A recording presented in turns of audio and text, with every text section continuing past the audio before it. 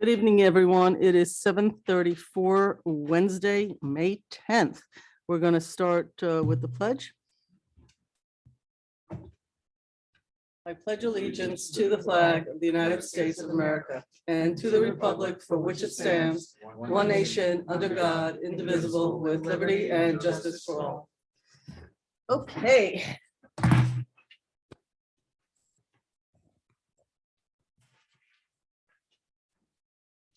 All right, are there any announcements? Anybody on this side, on this side? Okay, so I shall make a couple of announcements. Hope everybody is enjoying the great weather. A reminder, we'll do it at the end again. We rarely, if ever, do this, but next week, the manager and I think Stuart, you as well, are going to a conference, the New York Conference of Mayors, a few other people.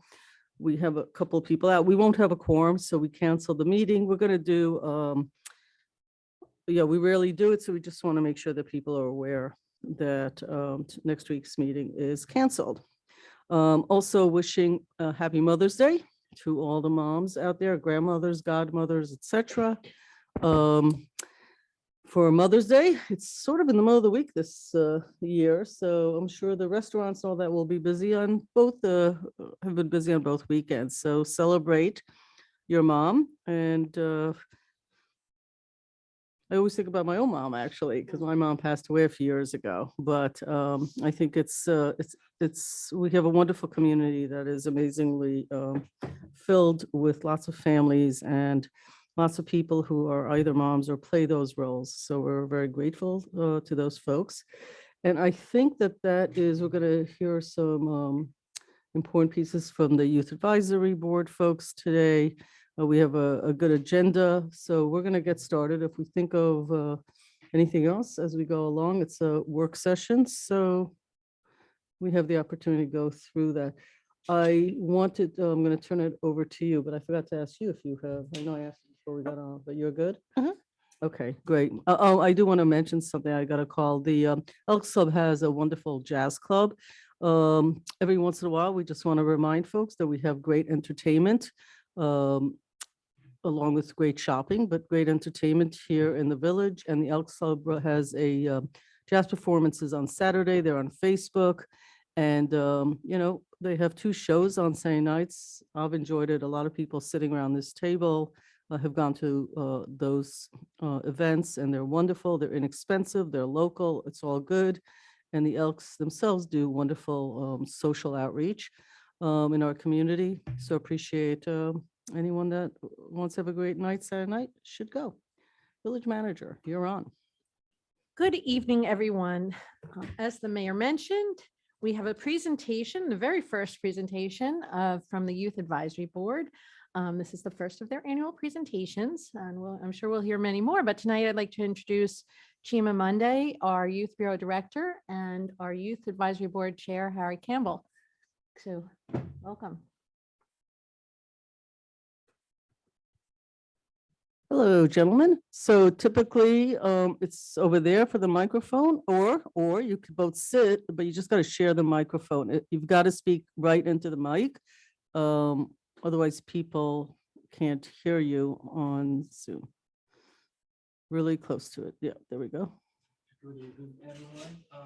Can you hear me? No. Press the red button. It's anti-intuitive. It has to be up to be on. Oh, okay. So now it's on. All right. Thank you. Good evening, everyone.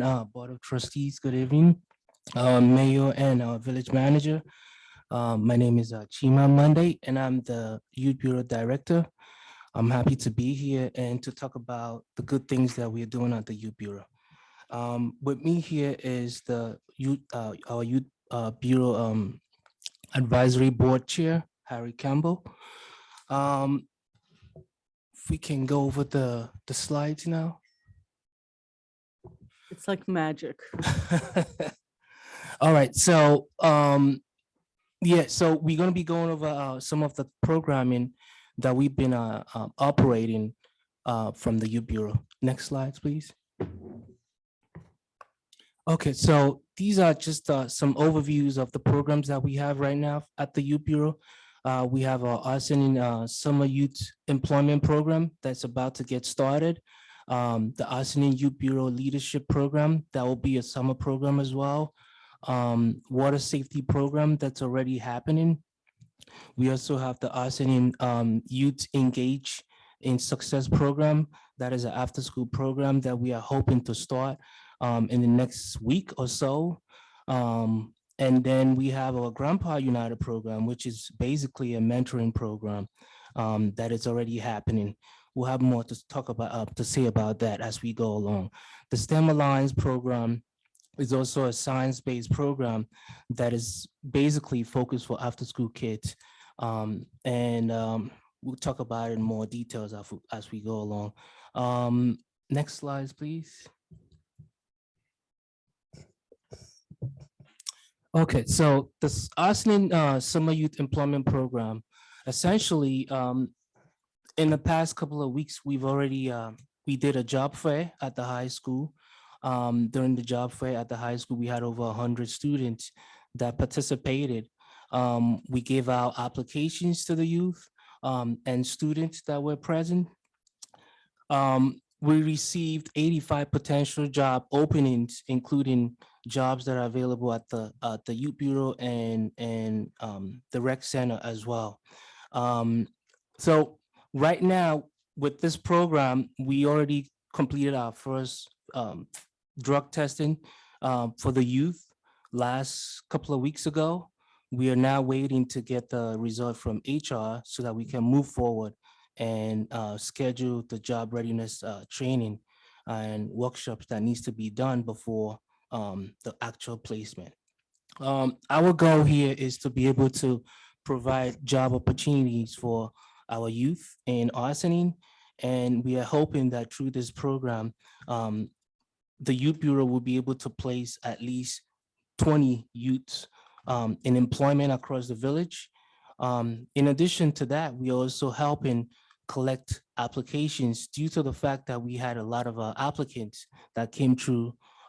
We are collecting applications for our for some jobs that we have at the for the summer camp jobs that we have at the Rec Center. And so far, we've collected and processed over 30 applications. At the end of the day, we are hoping to get at least 85 applicants placed in employment by the summer. So for the summer employment, we are hoping that it will be a 5 weeks employment process. The first week will be a job readiness training, essentially, where we'll help provide job readiness soft skills training to the youth and expose them to what will be coming in the summer and to help them succeed. The actual placement will be a 4-week employment placement where the youth will be paid a minimum wage. And we are looking forward to that. Next slide, please. Okay, so the Youth Leadership Program is a program that we are hoping to run in the summertime. Our goal is to be able to run a concurrent high school and a middle school program that will be focused on leadership. It will entail a situation where we'll have 3 days of programming out of the high school and the middle school. And for each of those programs, there will be, the middle school part will be focused on environmental climate change issues, while the high school one will be focused on essentially a community scan. What that means is we'll be able to provide support and leadership skills to the youth at the high school, where they will be able to go in the community and speak to leaders and folks that run, like the mayor, the village manager, and some board of trustees members, to be able to echo what some of the things that they find and they feel that could be an issue in the village. And they will be able to propose solutions and how what they think will be the best solution for those issues. We're looking forward to that. It will also culminate with a video production where they'll be interviewing folks in the community and wrapping up the program in the summertime. The next program, please.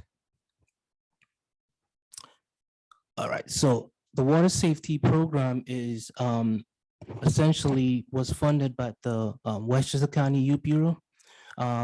It's a program that's designed to help train and provide swimming lessons for young people in Arsenine. We are slated to, it's designed to have 100 youth participate in each of the program year for swimming lessons. We recently just completed the first 6-week session 2 weeks ago, and we're about to start the second 6-week lesson that will be starting next week. For the first 6-week session that we had over 89% participation, which is great.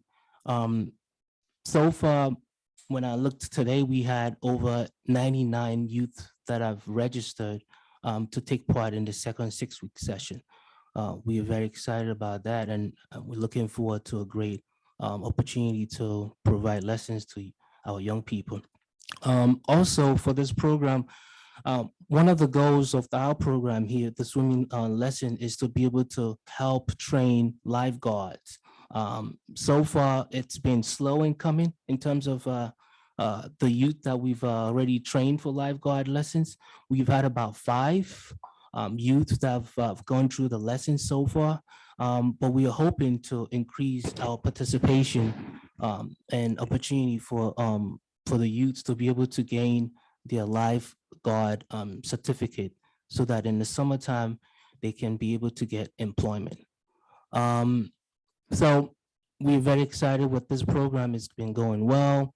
The reception that we've been getting from the community has been very, very positive, and we're looking forward to continuing in that regard. Next slide, please. Okay, so the OES program, Arsenine Youth Engaged in Success, previously was a program that was supposed to be in partnership with the library. And when we designed the program initially, and we presented it to the county, it's a program that's funded by the County Youth Bureau. And when we presented it to the county and they got the details, the plans changed. The county insisted that it has to be run in-house. And so we couldn't partner with the library on this project. So right now we decided to run the program in-house. Essentially what that means is we are working with the school district to provide after-school program for middle school student. And this will be a 30-week year-round program. And we are hoping that we've had some delays with the logistic and the planning since the change in the initial plan with the library. But right now we are hoping that we can start this program, if not next week, the following week. And with this program, what we're trying to achieve is we are embedding a lot of activities, after school activities into this program to be able to provide opportunity for low income students that will otherwise not have the opportunity to participate in these activities. Some of the activities that are embedded in this program are the capoeira classes. We have an anxiety coach that will be providing anxiety support, helping young people to be able to manage their anxiety in a better way. We also have cooking classes and some art projects that's already that are included in the project. So we are looking forward to it. I have confidence and all hope and believe that this program will be one of a kind. Just given the fact that what we have already laid out and the way we plan the program, we're looking forward to it. Next slide, please. So the Grandpa United program is a mentoring program that is funded by the County Youth Bureau. So far, we've already completed what we call the New York State mentoring training. And so we've had our grandpas went through the New York State mentoring training where they received the New York certified training by folks that are from the state. By the way, the Arsenal Youth Bureau is the only affiliate for this program that have taken the Grandpa group through this process. And so we are very proud of that. Right now, for folks that have been fingerprinted and gone through the process and achieved the required training level of proficiency skills, we have embedded our grandpas into this high school system. They are now working with the MBK program at the high school. The MBK program is the My Brother's Keepers program. And so they are engaging the youth and they are helping support them. And we are looking to grow the group.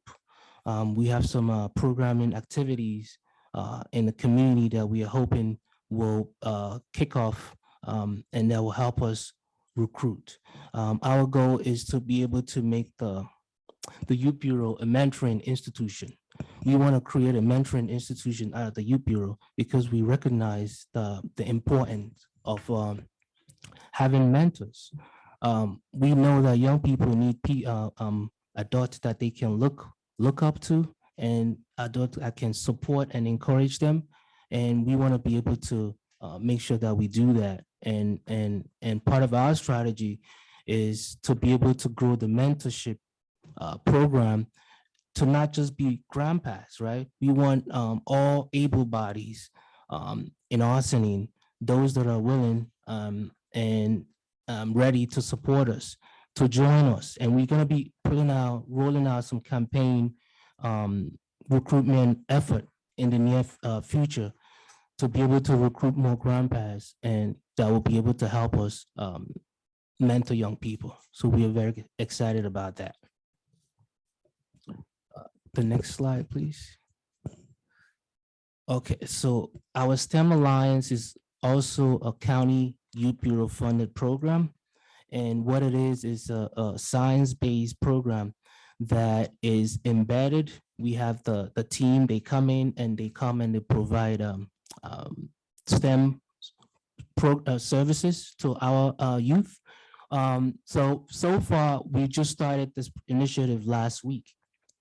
And we've had the STEM Alliance group came into the rec center and supported, provided some STEM activities to our after school students at the rec center. We're hoping that this, in due time, our goal is to be able to expand this initiative to the high school, and hopefully we'll be able to do that in the next school year. The next slide, please. Okay, so in terms of partnership with the Youth Bureau have been heavily involved in community activities, whereby we've been partnering with the school district. We have a strong partnership with the school district, and they've been very supportive. We are also partnering with other agencies in the community that are involved in youth programming. Our goal is, we believe at the Youth Bureau that we can't do this work alone. And so we need all hands on deck.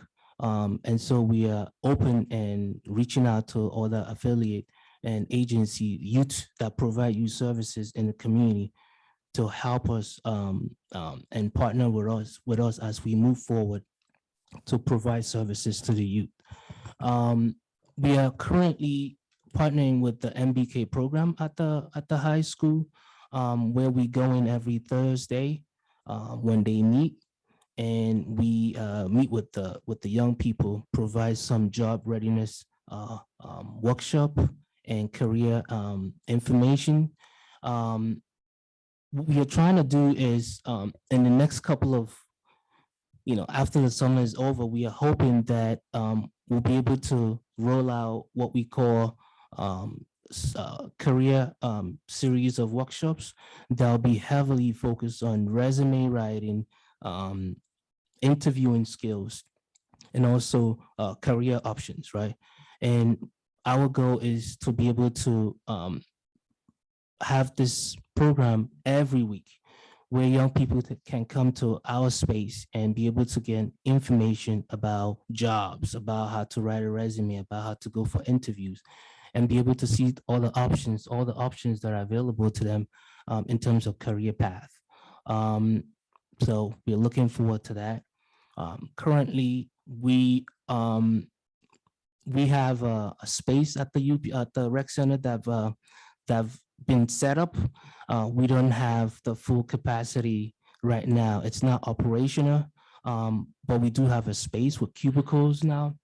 We're still trying to set up the computers, the electronics, and the printers.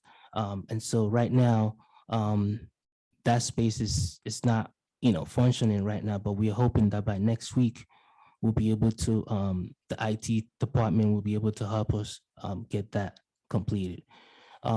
We've noticed increased traffic to the Youth Bureau. There's parents coming in with their kids, asking about jobs, looking for career opportunities. And so that's very exciting. In the past couple of weeks, we've been getting a lot of young people coming in from the school, from the community, asking about jobs. And so that's positive, and that's what we're trying to do. We're trying to double our effort in terms of creating awareness about our presence in the community. But so far, it's been positive. And the next slide, please. Okay, so for this part of the slide, I'm going to turn it over to Harry Campbell, who is our Youth Advisory Board Chair, to elaborate a little bit on some of the areas that we need support on. Thank you. So every time I hear it, it reminds me of how much is going on. It's been a while from the start of this. It was slow at the beginning, but there's a lot going on now. And I think Chima has done a great job, kind of hit the ground running. He had a lot to figure out, and not a ton of support as far as help, physical help, but he now has Garrett and Jeff that are helping him to get a lot of the work done, which is great. They're working with the kids, being out in the community, getting partnerships and support in that way. And I think all of that is going in the right direction. I think as far as physical help, the next thing that I think is really necessary is someone to help with paperwork. I know for myself, running a small business, there's a lot of stuff I can do. Paperwork is not one of the things that I like to do, and I'm probably not great at it. So that's one of the areas where I think help is needed. A person that would be able to make sure that the paperwork that's necessary to be in compliance for funding and so on is there, and that all gets done. So that's one area that I think is really important. Also, I know that with the space, that's another issue, and I think part of what came out of the needs assessment that was that people weren't really that aware of the Youth Bureau, and I think having clear space that is the Youth Bureau space is going to be important in helping the community to clarify what the Youth Bureau is, and not that it's just a sort of something that's part of the rec center. You know, that's what sometimes people think. So I think those are a couple of the main things that I think were important as far as things that are needed. In addition to what's listed there, you see that there's transportation and also funding for the summer youth employment are things that are really important.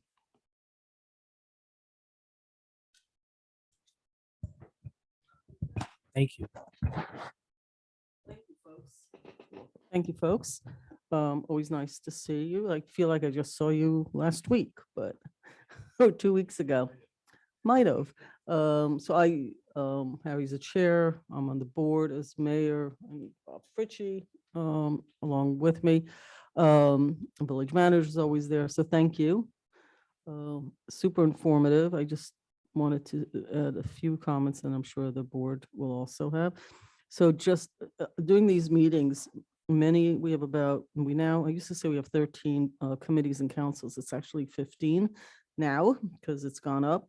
And at least this administration really likes having volunteer committees because they're filled with folks from Ossining. So it's like built-in focus groups. These are people that dedicate a lot of their time.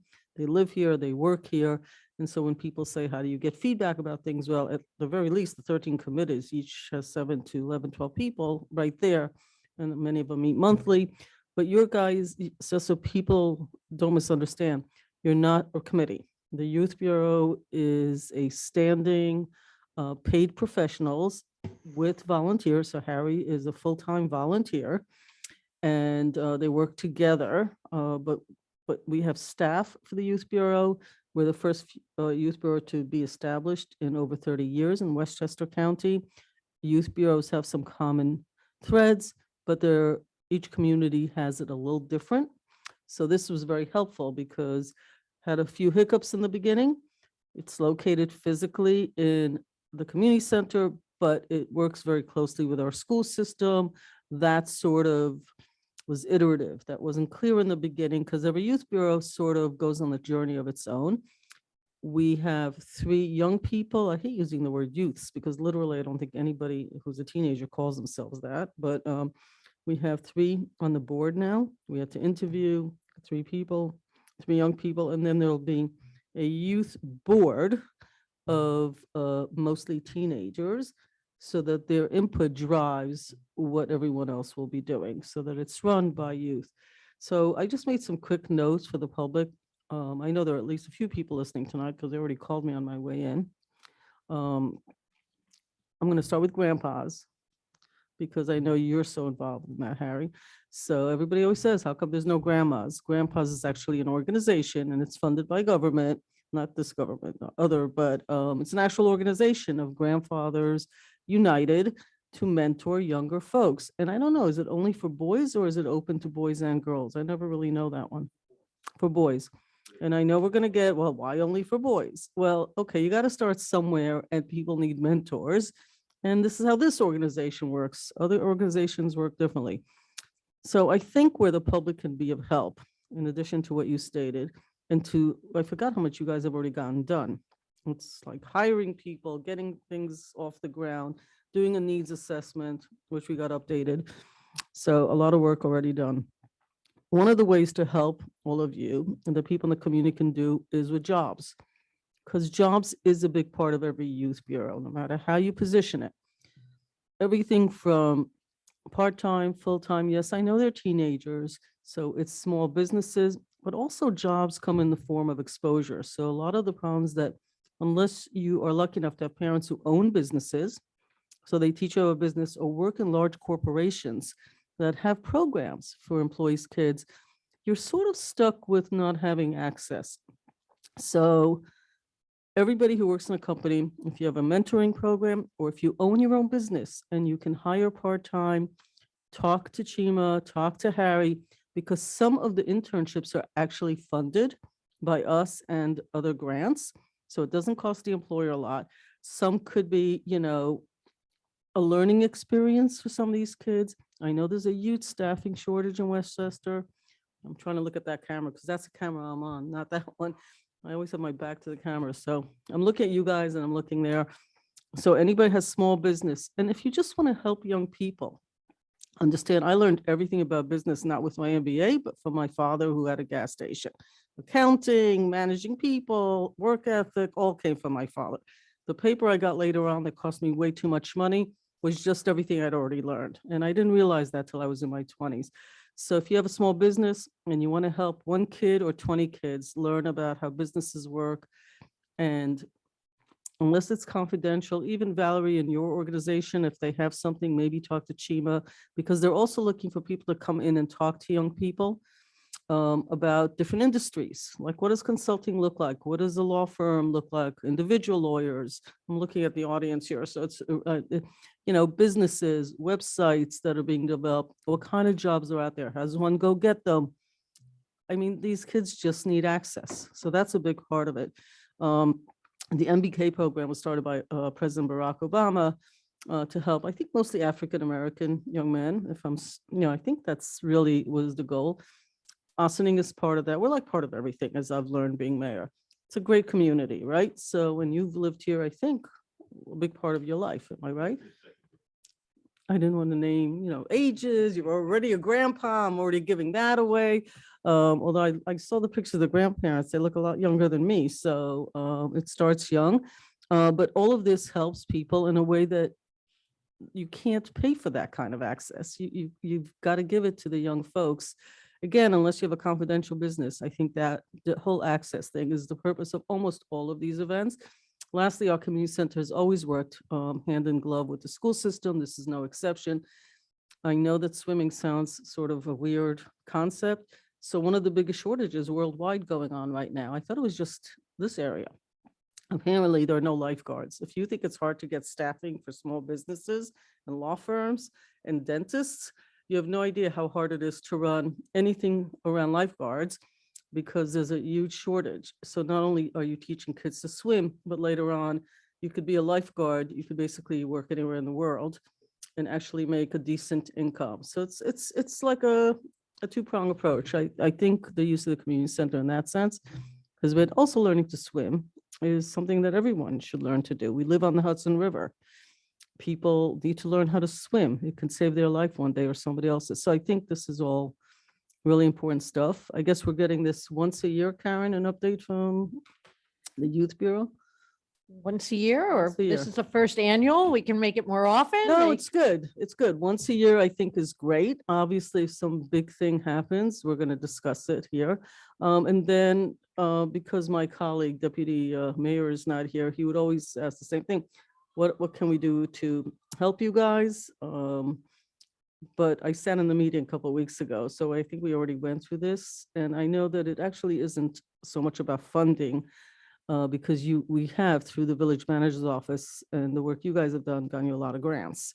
So the real issue is letting kids know, letting businesses in the community know, friends, neighbors to get involved with the Youth Bureau, either to hire the kids or to mentor or to give them access through information. That would be, I think, the most useful piece in this conversation. But if there's other things, we'll need to hear that as well. I'm looking at the chair. Is there anything that wasn't mentioned that you would like to, because this gets viewed by people when we push it out and somebody might hear something. Well, I guess how. Is the microphone on? Did it go off? Oh, okay. I guess the process of getting like what I was mentioning before about getting someone to do paperwork. Oh, that we heard, yeah. So I that's don't, already on the that list. part, I just wanted Yeah, to that's on the just make list. sure that part Yeah, was. I didn't want to be redundant. No, I no, just- that's if there's fine. other, if you want to Yeah. do a shout out. And I think, the other is really, just getting the word out more specifically so that people realize that there is, because, in the needs assessment, there was a whole thing about, well, I didn't know there was a youth bureau and that kind of Right. thing. And Well, You know, but there's so a we're lot of working stuff on in that. this village. When we're doing a list now, Right. it turns out there's lots and lots of things available to kids, Right. families and all that. And actually the kids are super busy. At a certain age, they're trying to get into college or to get into a profession, whether it's college driven or not. I mean, they're just really busy or they're in Right. sports or whatever. So all good stuff, but specific to Youth Bureau, I think you guys are off to a grand start. I'm going to open up. Anybody to my left, comments, questions? Thank you. Thank you. Actually, we haven't met. I seen you through Zoom, so it's the first time I meet you in person. Oh, Very nice meeting you in person. Harry, we've known each other for years, so thank you for all that stuff. It's very exciting to actually see this presentation, how much work you guys have accomplished so far in such a small bracket of time in a way. I'm I'm disappointed about the grandpas. I wish I could be some sort of mentor at some point. So I'll wait for my turn when I become a grandpa, which Wait a is minute, a wait a long minute. time You- from now. You said that you feel like you have to wait until you're a grandpa. You actually don't have to. We You don't, we and could that was still use- part of my yes. question. One of the questions is like, is there a You, bracket? you don't from have that? to be a grandpa. You don't have to be. You a can just grandpa. act like one. That I could do. You just have to have That I gray could hair. do. Yeah, any gray All hair. right, I have the gray hair. That's why I kind of, so I kind of cut it short. Awesome. I'll talk to you about that, and I'll talk to Stuart. I don't want to make sure there's no conflict at any point of that, but I definitely looking to have more conversations on that. So I want to go to the last slide, and that talks about space, and that's something that we are we're going to be touching on a little bit of that tomorrow. So you guys should tune in into the transformation on Thursdays. They're on. Okay. Tomorrow, Thursday. So, Thank you for so- announcing that. Make it so, announce that we're doing the community center tomorrow. so I want to talk about square footage. What are you guys thinking? More or less, what would be the ideal space for something like this in 5 years from now? 5 years, 10 years, or tomorrow? What would be the ideal square footage, more or less, that you guys are thinking? So when we look at other youth bureaus that have had a great success in the county and even across the state, which White Plains Youth Bureau is one of those, if not the best in New York State. We need a space that will enable us to have a resource room, what I call a resource room, that is made up of computers, that will help us when we want to do workshop, when we want to do our training, the young people, when they come in, they can utilize those computers. We need a lounge space where young people can come in and just, come and just relax and decompress a little bit, like a cafe kind of setup. We also need a space that is what I call a media room, right? A media room will consist of video gaming. It will consist of production, video production, essentially hands-on kind of electronics technology stuff that young people we know gravitating into towards now in this society. So we also need staff area. We don't really have a lot of staff, free space.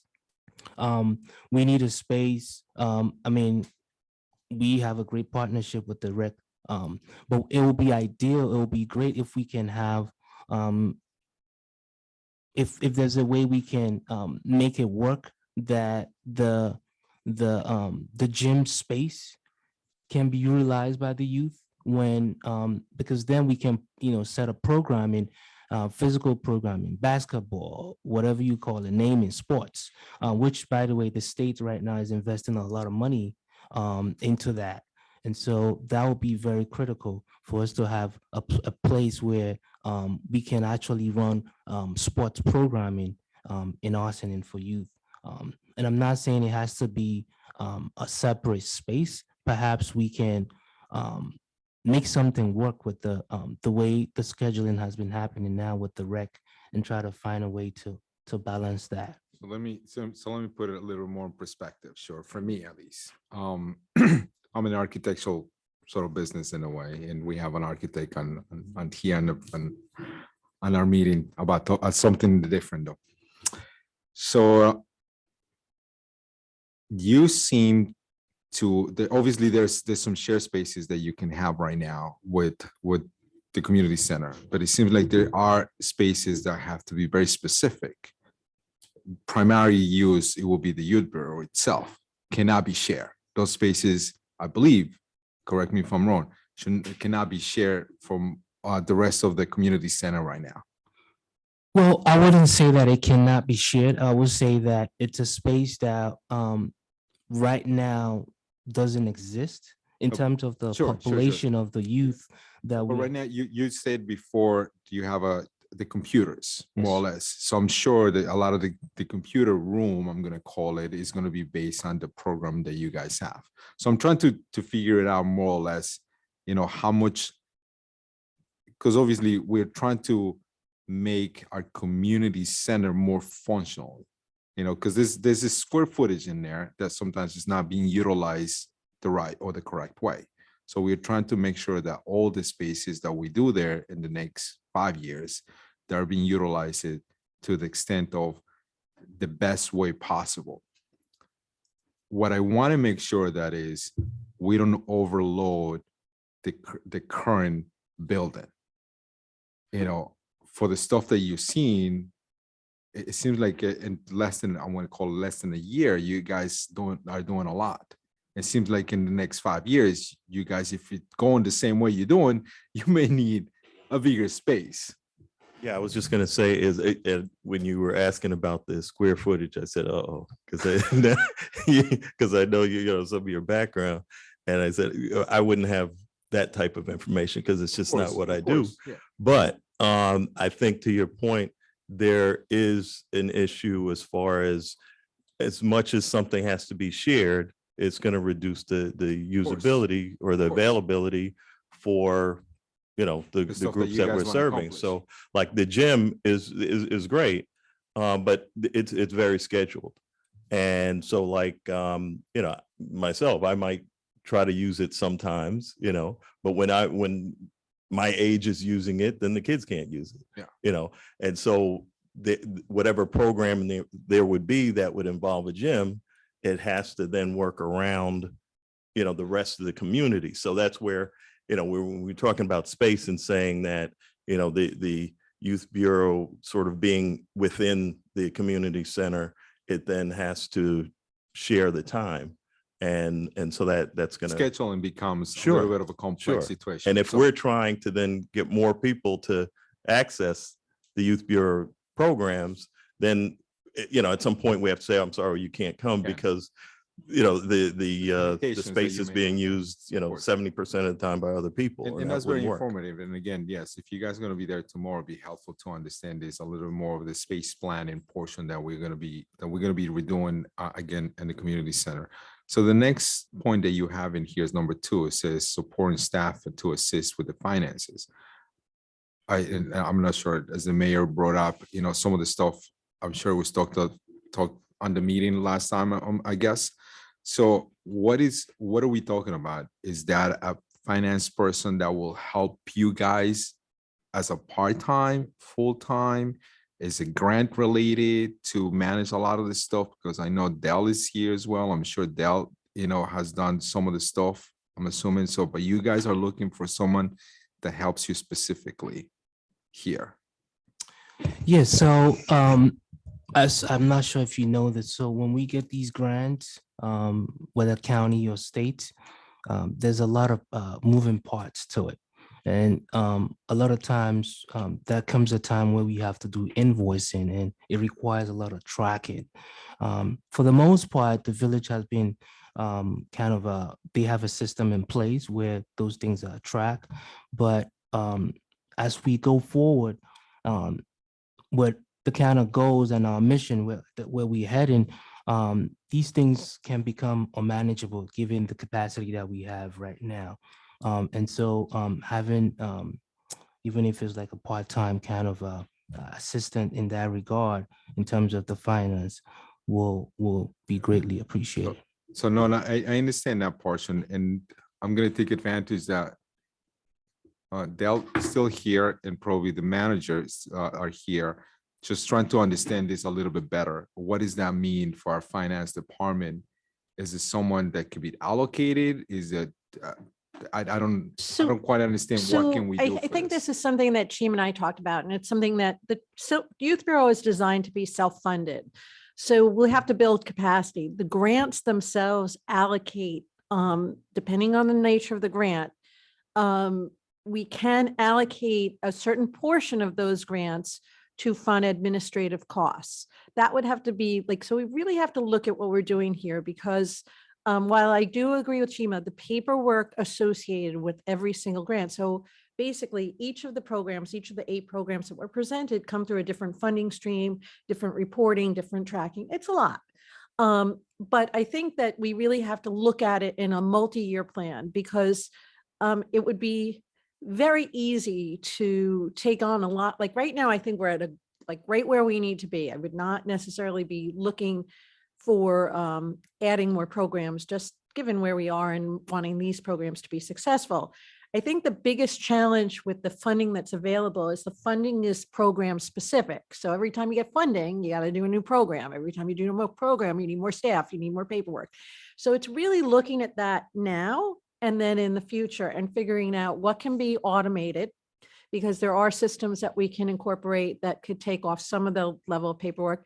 And then how we might be able to look at the grants and take a portion of administrative costs if they're allowed on that grant cycle.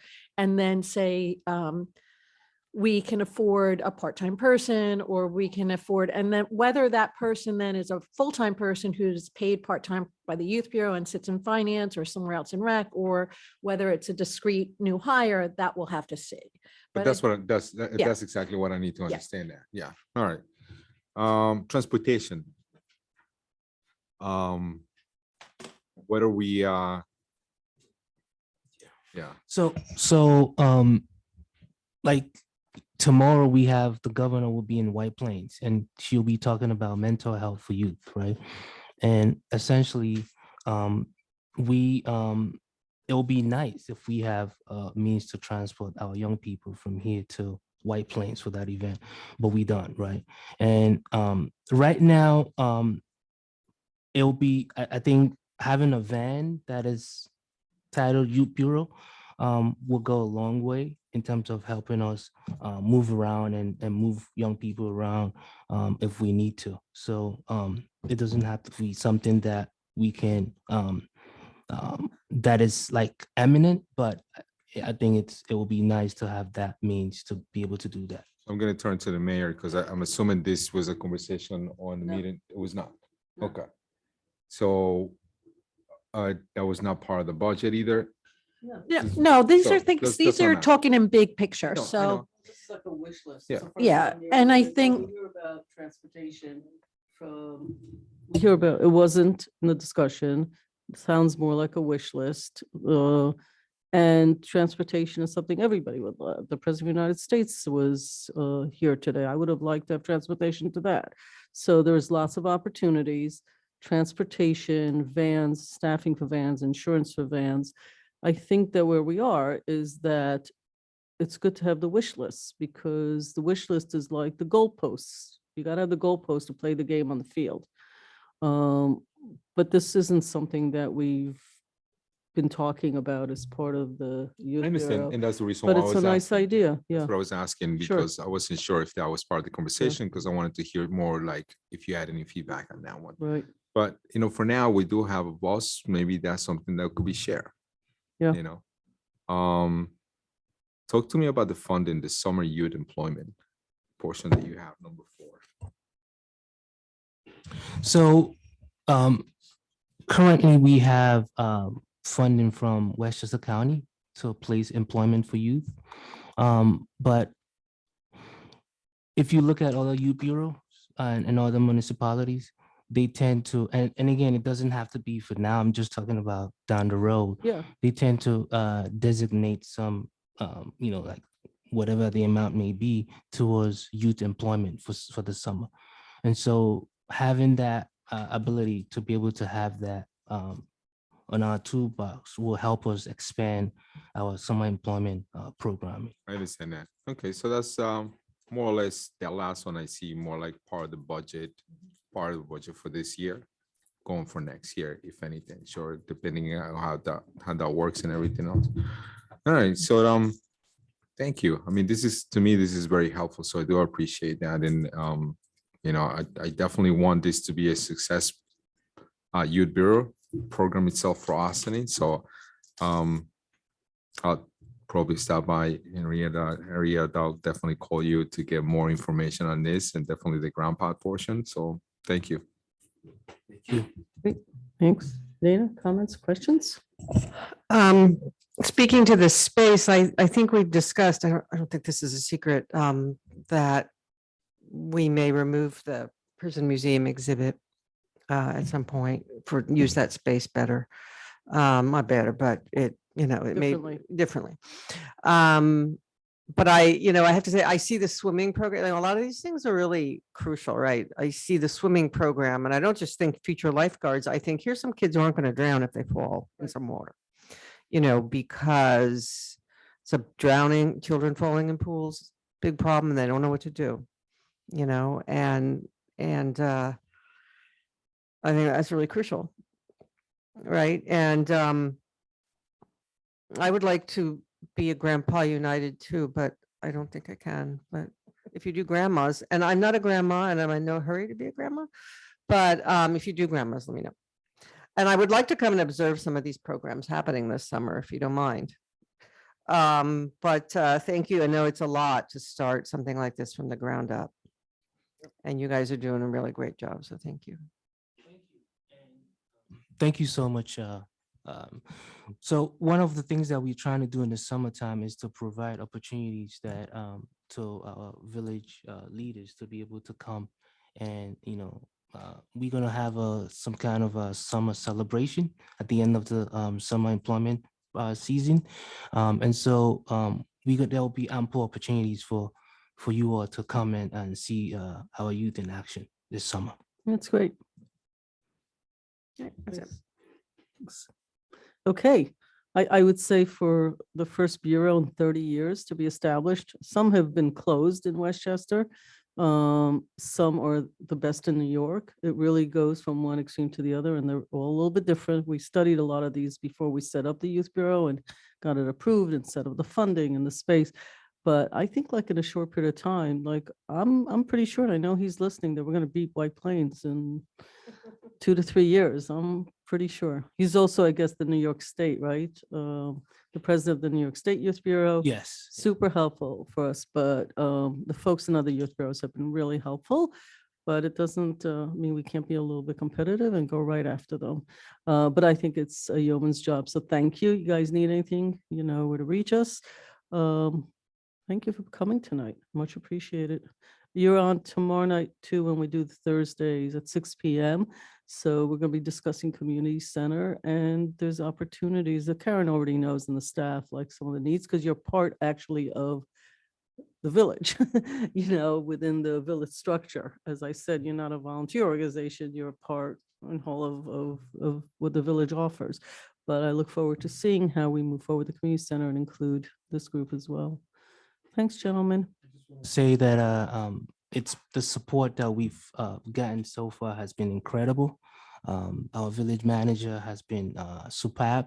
The board of trustees, I just want to say that we appreciate the support that's been coming out from you all, and we look forward to more of it. The mayor, you made a good point. Our goal is to be able to have, and I have this conversation with Frank Williams, who's the director of the White Plains Youth Bureau, because he's like, I'm ready to leave. Like, he's ready to exit the whole system. I said, well, you know what's going to happen when you do that, right? So our goal is to be able to be the best, if not be close to the best. And your support will be critical in that process. But I appreciate you all for all the support that we've gotten so far. Thank you. Really appreciate it. Thank you, Harry. Appreciate your time on this as well. You're welcome. And I'm sure Frank wouldn't mind us being successful, because he has a history in Ossining too. So Yes, everybody apparently either started in Brooklyn or in Ossining, when I've learned. Thank you. Okay, we're back to village manager. Thank you so much, Chima and Harry. Great presentation. Next, we have Valerie Menastra will be is joining us, and we'll be discussing a zoning text amendment request for properties owned by Pedro and Melita Silva along Secor Road. And this is one of a few zoning text amendments discussions that we've been having on various properties. So with that, I'd like to turn it over to Valerie. Do you want to, I think they have, I think Mr. Silva has a presentation. Do we want to start there, or do we want to talk a little bit about just in general? I think you have to frame it, because sure. this is So. I think you have to frame it so that when people play this back, they understand the context in which we're having this conversation. Sure. So, so this is similar to a couple presentations you've had previously dealing with the PC and GB district. We have a developer that's also interested in doing a zoning text amendment. Would be in the SPN, which is Station Plaza North zoning district. And this is specifically, again, to introduce residential uses on the ground floor, which right now is prohibited in the SPN zoning district. Got to say the words out for the lay people. SPN stands for. Station Plaza North Thank you. zoning district. So, so the applicant or the developers here tonight to present their proposed zoning text amendment as well as the potential development concept. And again, similar to the other zoning districts, these are just zoning, this is just a concept. It would require the same process, which is to look at any environmental impacts associated with any zoning text amendment for the whole zone, not just the individual property, but there would also be also to look at the environmental impacts for that individual property that would have that redevelopment. And again, similar to the other zoning text amendments that have been presented previously, the board could direct an applicant to undertake or move forward with a petition and undertake that type of environmental assessment on their own, or the board could decide to move forward and look at the zone themselves and then undertake the zoning text amendments and sort of spearhead that process as opposed to the developer. So there's a number of different options, and this isn't, no decision has to be made tonight. Similar to the other ones, you could just have initial discussion and then we can talk about next steps. Okay. Can I ask a Fabulous. question before she does? Sure. So Valerie, right now, let's say they don't, what is as a right that they can build right now? Right now, they can have residential, but it has to be above the ground floor. Correct. So pretty much the project that is going to be presented in front of us, the difference from the other ones in a way, sure, is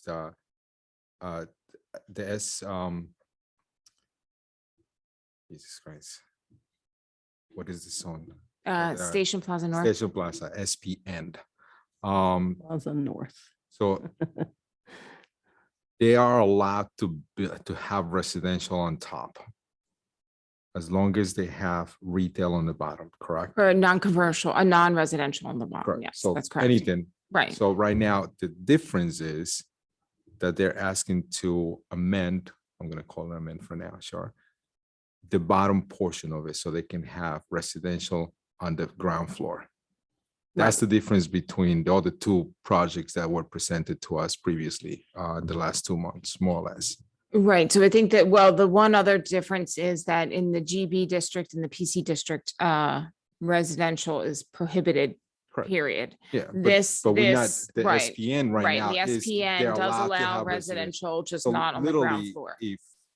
if they wanted to, at this point, let's say, they can take this project and do a formal application and planning board and architecture review board, if they were willing to keep it, the retail or commercial space on the ground floor, correct? So theoretically, yes, and we didn't look at the bulk regulations or anything Sure, like that, Yeah, but yeah, yes, sure, yes, As long as they meet the requirements. yes, that's correct. So right now, the only thing that, and I just want to kind of frame it for us as well to understand this, it's not a big, the way it is right now, more or less, without me looking at the bulk, the way it is, it conforms with the requirements on the SPN.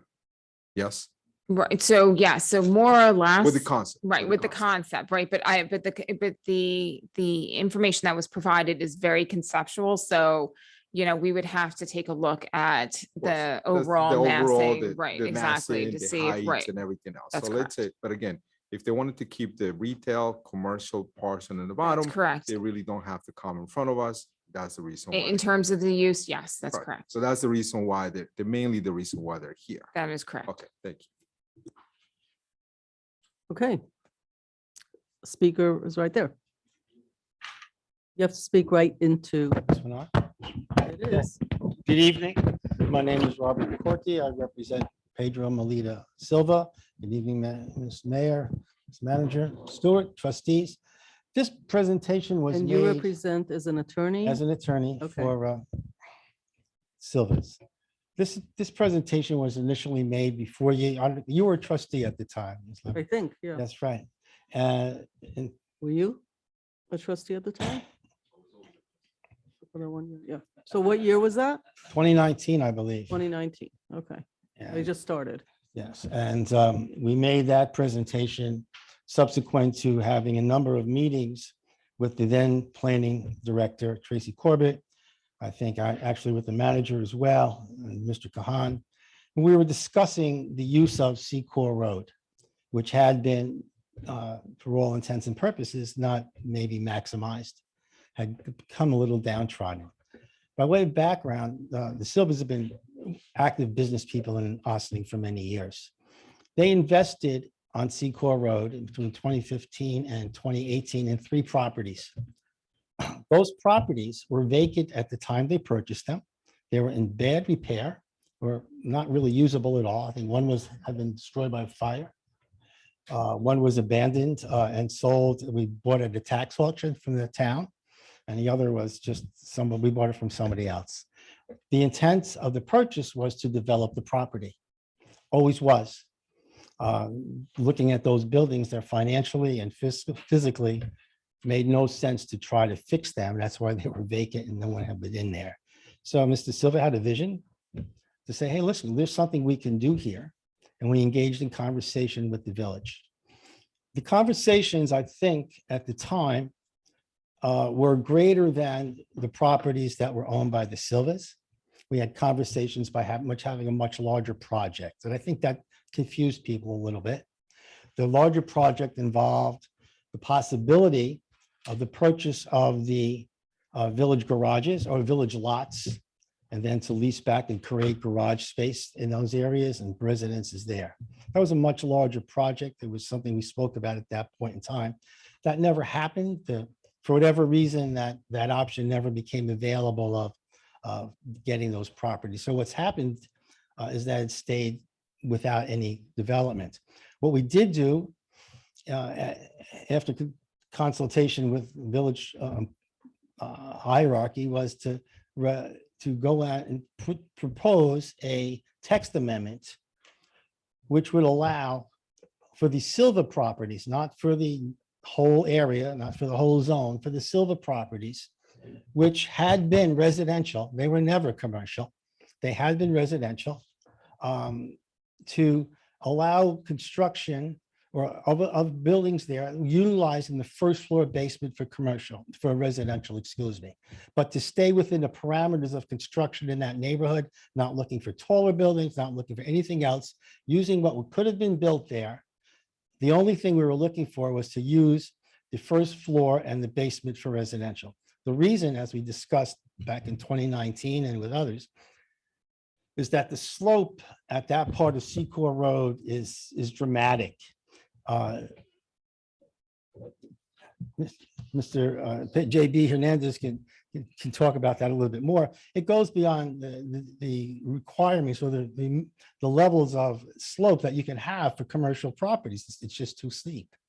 The only way to get around that was to come up with a concept which didn't have you walking off Secor Road into a building right there, but to have entrances in different ways, because it's just not a feasible space. I've lived in Ossining since '78, so I'm always of the opinion that if something works in a place, it usually takes place. Things happen, the generic synergy takes place, but nothing has happened there. It's just stayed the way it's been. So the proposal that Pedro and Melita and with JB and myself and discussion with the village was to put this project there that made some sense. And the way to do it was to go through a text amendment. With the support of Mr. Kahan, the manager, and others in the village, we proposed to the board a text amendment. I believe you referred it to the planning department, the planning board. The planning board wrote a response in June of 2020 regarding the proposal. And I think the response from my reading anyway was very favorable. I had some questions, but I think those questions mainly are addressed by the fact that we're not looking at this larger project that would affect Water Street or any other area. We're looking at the impact on Secor Road. And on Secor Road, there's only one side of the street, as you know, the other side's a hill. So we're talking about a very limited amount of space. And we're not talking about using the top of the of Secor Main, or not talking about using the bottom that would more directly be usable as possible commercial space. I mean, that would make sense down there. I think it's in some of the village plans that those areas be developed. But as to the Secor Road space, then the properties, 4 lots, 3 buildings, that we couldn't come up with a feasible use that would give us any way to use that as commercial. Interestingly, if you were to go now, and I think I'm correct, Stuart will tell me I'm wrong, the C of O on all those buildings is expired. So to even go back and fix those buildings, I think we'd have to come back for a zoning change, because we would be having residential on the first floor. So I don't think there's any way to get around looking at this issue.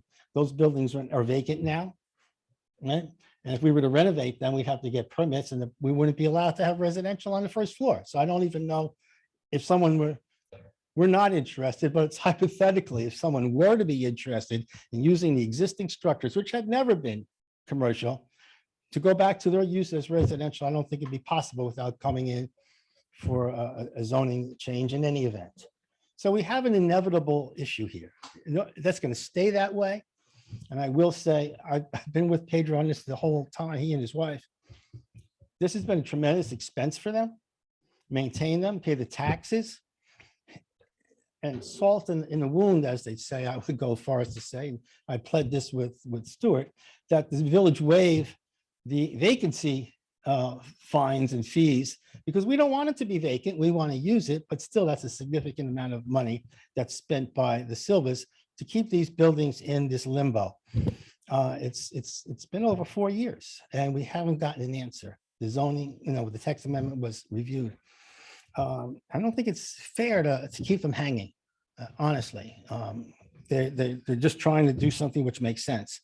I think when I lived on this side of town, I walked down that streetcar, I was a lot younger then, to the train. I know that's a really steep walk, and I know it was never a pre-walk. What's being proposed in the schematics is what we have, would really be a gateway down to that waterfront area.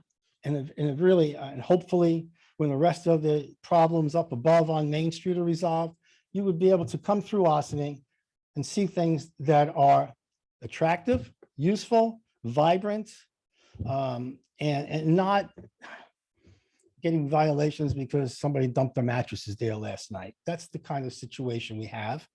It just becomes an eyesore, and we can't do anything about it. Our hands are tied. So that's why we've been asking now for over 4 years to be considered for this text amendment, not to change the zoning for anything else, but that limited amount of space. We have no plans to go beyond the Silva properties. That's not available to us. We just want to go to these spaces and try to make sense out of this space. So it's not, it doesn't look great. I frequently drop people off at the train station who come to my house to visit, going back to the city. And they always look, why is it so messy here? It's such a nice town. Why is this such a mess? That's being honest. I can't pull punches about that. I've lived here for over 40 years. I can tell the truth. It doesn't look great down there. Mr. Silva and his wife have made a proposal to make it look a heck of a lot better. Do something else, which I think is important. Provide housing. Ossining desperately needs housing. He's filed a proposal, not asking for anything from the village other than a text amendment to go forward and develop this housing. No pilots, no anything. Just let me do what I plan to do and put this housing up. What it will do, I believe, if they can get, I don't know what exactly the configuration is, we will be told, I guess, but our proposal, we're going to have approximately 30 units there. That 30 units will add to the economic base of the downtown. People have to eat, they have to shop. They'll be using those spaces that hopefully will be developed on the waterfront, some new restaurants for the restaurants that are there, and for the few stores that are available now for shopping. And it'll be by people who live there, so they don't have to get in a car and go. They're there and they'll be able to use it. It's been befuddling to me that this hasn't moved. It just, we've had correspondence after correspondence after correspondence. And finally, thank you for letting us come this evening. But we're stuck in a position where it's costing a heck of a lot of money to the Silvas to stay still. Even with swimming lessons, they'd be having a hard time not drowning here. Okay. It's really hard. Is there anything else you'd like to add? No, we'd like to see it happen. That's Okay. really what I'd like to say. Thank you. And JB could answer questions that anyone may have actually about the physical plan for the Okay. process. Thank you Thank very you. much. Do you have any images of the properties or the plans or anything? I'm sorry. They have it. Before you go, the text amendment, so I just want to be clear when they're speaking, when people speak, and always make it sound like this is an English class and we're changing a sentence in a period. The text amendment changes affects their area and what else? Well, it would affect the, Speak into the speaker, please. yes, it would affect the entire Station Plaza North Right. zoning district, which does include a little portion of Water Street, Secor Road. And so it's in that, it's basically that teardrop and down by a little Right. bit by Station Plaza. So just for clarification, because I'm not asking a question, so you don't need to reply. I want to be clear in the language that we use in public meetings that are being listened to by the public, that the words are correct. Number one, our lawyer doesn't support, while I appreciate you thanking him, our staff does not support or not support anybody. They don't make any judgments. They help people by answering their questions. I don't think Stuart Kahan supports anything, but he does give advice. I saw your look. You don't have to. I got it. Number two, the text amendment isn't just for your, I'm not judging this project. I just want people who are listening to hear it accurately. I personally don't think the area looks good or bad. I think those buildings have been vacant for a long time, and it is up to the people who own buildings to take care of them. They buy them, they know what they're buying, nothing has changed there. You buy it, you have to take care of it. That goes for everybody. The judgment of how that area is looked or not looked for other people living there, they may take offense to some of the words used. So I just want to be clear, there are no judgments. There's simply opinions from individuals. So the text change doesn't just affect these properties. Correct. With a yes or a no, we would have to be very careful. And lastly, the reason people come in front of the Board of Trustees is because they are out of the boundaries of the normal piece that planning or zoning. As Trustee Casada said, as the attorney has said, if it were within of right, we wouldn't be hearing this. It wouldn't be necessary to come to the board because our land use boards would go through their process. But I do want to make it abundantly clear, not only for now, but for the other two cases. Staff in the village of Ossining neither supports nor not support any development that comes in front of them. They simply assist people with data, information, and anything else they need from a legal perspective. So no one hearing this should believe that the village manager, the attorney, or anybody else has an opinion one way or another about any project that comes in front of us, nor do you, because you're a consultant available. So that being said, it is true that the original years ago, as I recall, came in front when the properties were bought. And we're glad somebody bought those properties because they were sitting vacant, had a very large plan. That was one of the reasons it's taken a while for this to move forward, is because the request was really not something that was approved by the board, or that the board at that time, besides COVID happening in 2020, which really screwed everybody up, including the De Silvas and everybody else that was doing any work. And that I think is fair to say. The longevity of this process really is also part of the fact that what was first presented was just larger than the board's appetite at the time. So I just want to, and I think that that's a fair statement. Stuart, you were around, you actually, were you here 2019? I thought it was somebody else. You were here June 10th. All right. Can I just say one So- thing? I use the word support, Mhm. not asking for anything, not saying we want someone to do something for us. I wasn't That is implying not- that. I no, want but to why be don't you very clear about Because legal. I want to be clear. You use the word, Right. and no intent to say that in any way, When I say support from a public official means to allow something to go forward, not say, no, not do this, but to say, Also not go through your, actually that your role, am I But- right? but to allow it to go through the process, Allow it to come to the board. to Okay. allow us to make an application, which Right, we did. Which anybody can. That's And- right. And again, I believe that the planning board response wasn't global. It was really restricted I know. to you said our proposal. That bigger proposal was a misunderstanding. We never put it on the table. It was conversation. It was Okay. conversation. It was discussion. That's fine. I have a different recollection, but that's okay. That's not actually the point that I'm making. The point I'm making is there are people listening tonight. This is being recorded. People will hear it, and the lexicon has to be very clear, because what a lawyer says, an engineer says, a trustee says is oftentimes, in colloquial English is different than what is intended. And we've had that problem. So I said, what? So you guys are supporting this project. So I want to be very careful based on my experience sitting here, the use of verbiage. That's all. And I Absolutely. appreciate your clarity, because as an attorney, you know that intent- words actually. No have a meaning. intent to imply No, that that's right. And I know you anything was didn't have it. being asked or done specifically for this program or project beyond the ability to I am present. 100% sure that that's true, but I also wanted to make sure that we're clear on this side. So you're going to show us the, And I'm sorry, that was Mayor. sent, Yeah. right? Yeah, before you do that, JB, thank you. And it's just more, again, to the point of the mayor is, it wasn't just that. Just keep in mind that at that time, we were also engaged to do an update for the comprehensive Right. plan. And some of the stuff, some of that information that was shared, it was said that we may be looking into doing something in That's right. here. So Forgot about that. again, that unfortunately, that was never the case. It never went through. Well, it didn't happen that way, but that was the intent. Sort of kind of was misinformation. I don't want to go through that Mhm. whole process of that. But I will later when Right. Valerie comes back in another time with some information that, anyway.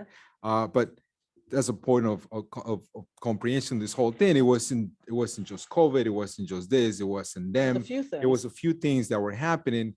And I think just to put it in a little different perspective, the zoning board has allowed by variance, if I'm not mistaken, and in other zones in a village to have residential use and a retail or sort of commercial portions of our village Yeah. as well. So just. And then there's just a to make question sure- of Yeah. the I magnitude believe of the you were there. project. Were you on the So, zoning board? So you were in the zoning board when Yeah. you guys gave a variance for that as well. So just again, make sure we all have Right. some of the recollection to be the I same. know that's, I think, also caused a lot of, is we stopped a lot of stuff in the middle of trying to do the comprehensive plan, which we had to do. Okay, hello there again. Okay, if we can go through the slides, most of the slides are, again, it's the same material that you saw 4 years ago. We just wanted to restart the conversation. If you. We didn't all see it 4 years ago, so I'm looking forward to No, seeing no, it for the that's- first time. no, that's, if you can start with the slides. Just tell her like when to switch, that's all. Jamie, are you doing the slides? I was never sent slides. Okay. What slides did you send? You have, So actually, Jamie, if you go to our website, It's on the, it's on the work sessions portion of it. it because was, we it have was it. posted. Yeah. it was Okay, on our okay, website. absolutely, got it. Give me 2 seconds, sorry. It just wasn't Usually they separated send it out. To the staff and they put it up, but. Oh, okay, I didn't realize that it was for agenda, because presentation. We all have it. Hang tight. and while we wait for that, I mean, again, there were so many parts, moving parts to the original project. Mhm. We had a parking lot, we have included properties that were not owned by Mr. Silva at the time. Right. There was a lot of stuff going on. Mhm. So that's, now we're going more for a simpler project. And the one idea about not being a spot zoning and some of the work that we did back then, it was to identify one element of this text amendment that made it easier to separate, or so now it's not applicable to the whole zoning district. And that was the grading of the sidewalk. Once you apply that, if you continue down next, towards the end. It's called exhibits.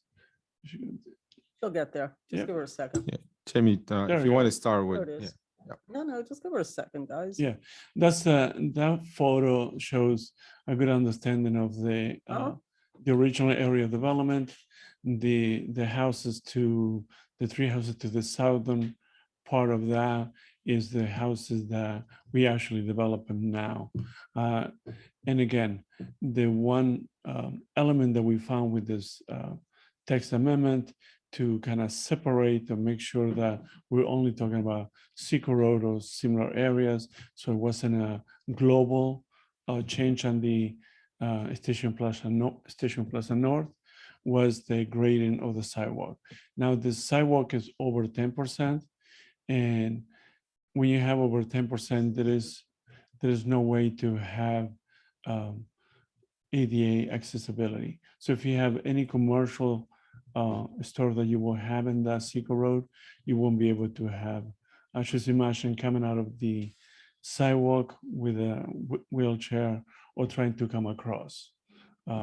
It was way beyond the boundaries of what was allowed. Next, see if, next slide, please. Keep going. There we go. Next.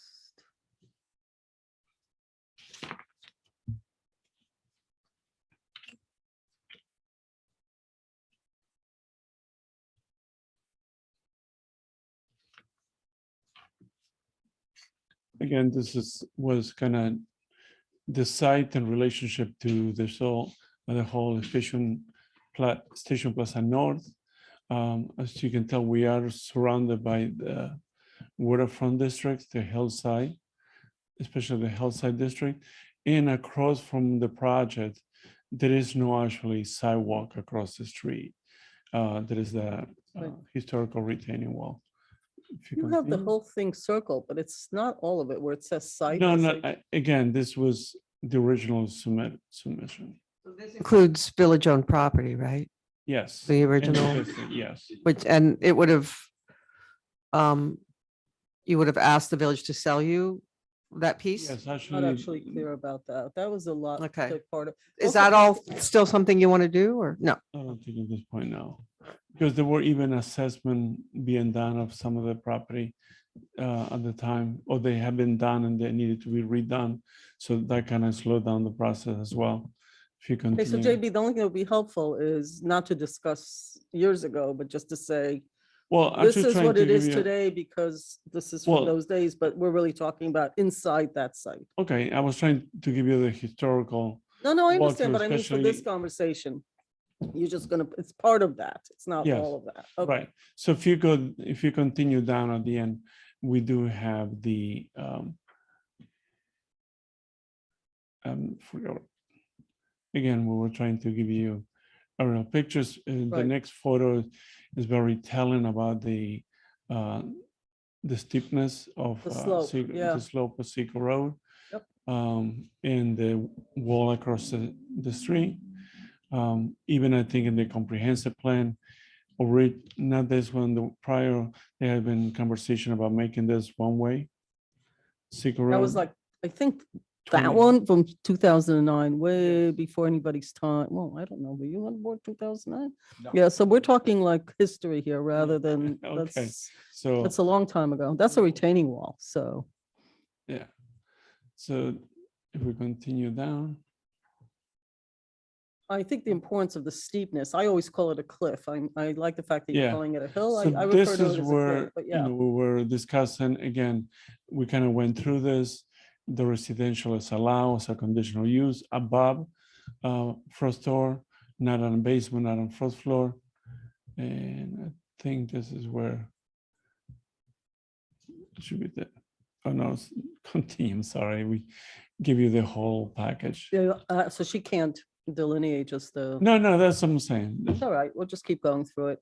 This was the letter, the planning board. Mhm. Give it, okay, Okay. here's, right, so here's where it shows the 4 lots.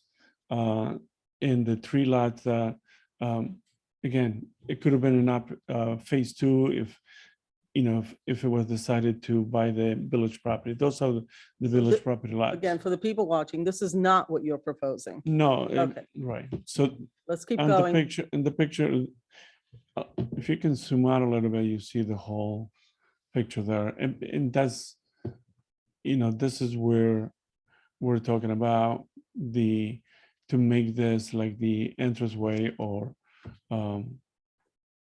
be able to have all residential along Seco Road.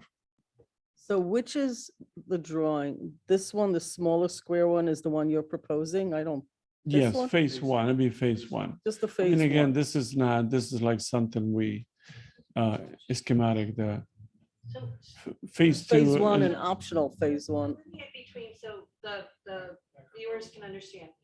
Phase Your microphone, Karen. Phase two is not. Phase one proposed. is what you're proposing. Yes, Optional phase one, not proposing. right. If you zoom or go across to where the plan is, you will see phase one. Are you saying proposed 3D view? No, there's a side plan adjacent. It will have to be zoom out. Yeah. Oh, scroll over, Jamie. Scroll over And zoom out. from the other picture. It's to the right of it, it Yeah, looks. there you go. There we, So is that it? those in pink, it says phase one, 7,841 Got it. square feet. Those are what will be proposed right now. That's Okay. the area, And how many units? How many units? 30 units. 30 units, no commercial is what Right. you're looking for. And where's the parking?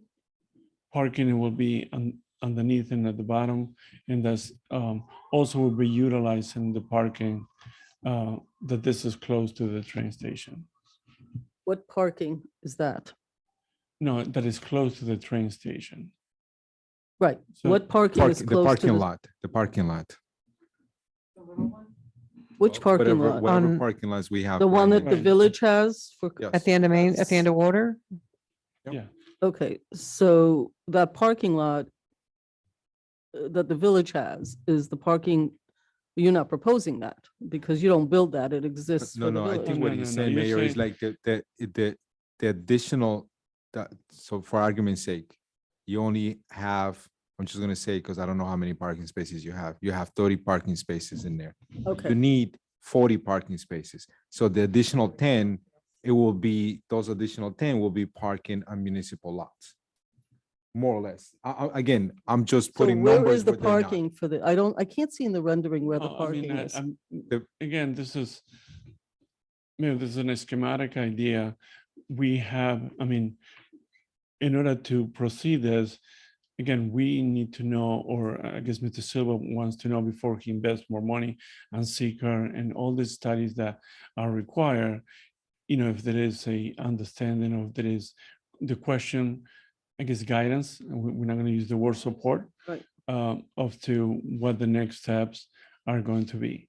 Like JB, I've seen you many times in front of this board. Zoning, you know this village and you know what needs. You know that even in concept, you have to have a sense of where the parking is. That Also, doesn't require Mr. De Silva to pay a penny.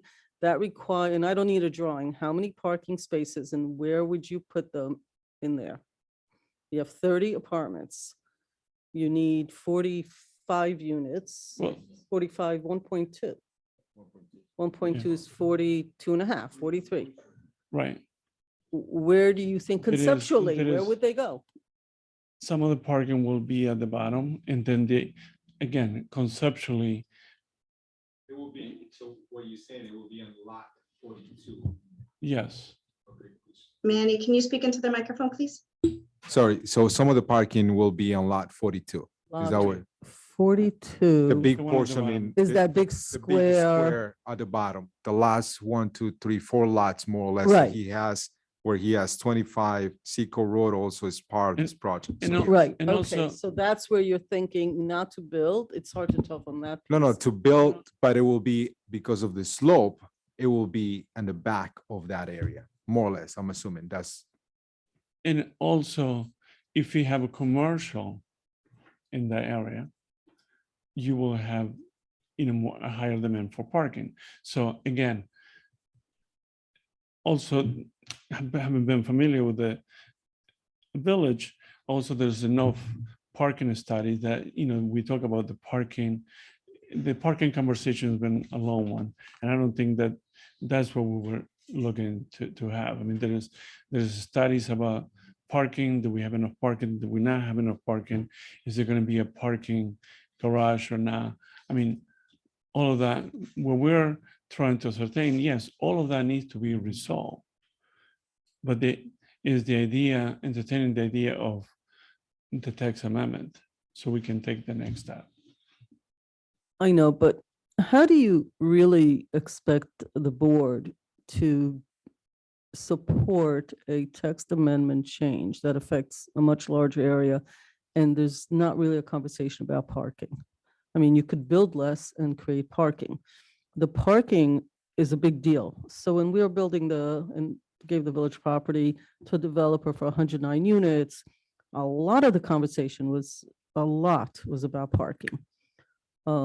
It's expensive to build parking. You don't get rent for parking. It's a big thing. That's why people don't like to put parking in. We understand, but it has to be part of the conversation. It can't be an afterthought, right? And it can't just be, well, they can park on the sidewalk. I do agree with you that the way it's set up now and the way it has been for decades is that if you have those as commercial, that requires actually even more parking.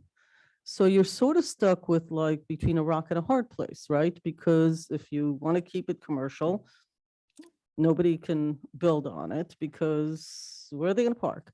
I would have the same question. If you want to build residential, you wouldn't have that problem if you build less residential and build some parking into the plan. Although I don't know on that cliff whether there's even any room there for parking, but I'm not an architect, so I don't know. But it has to be part of the So the purpose of this meeting is for us to ask questions, right?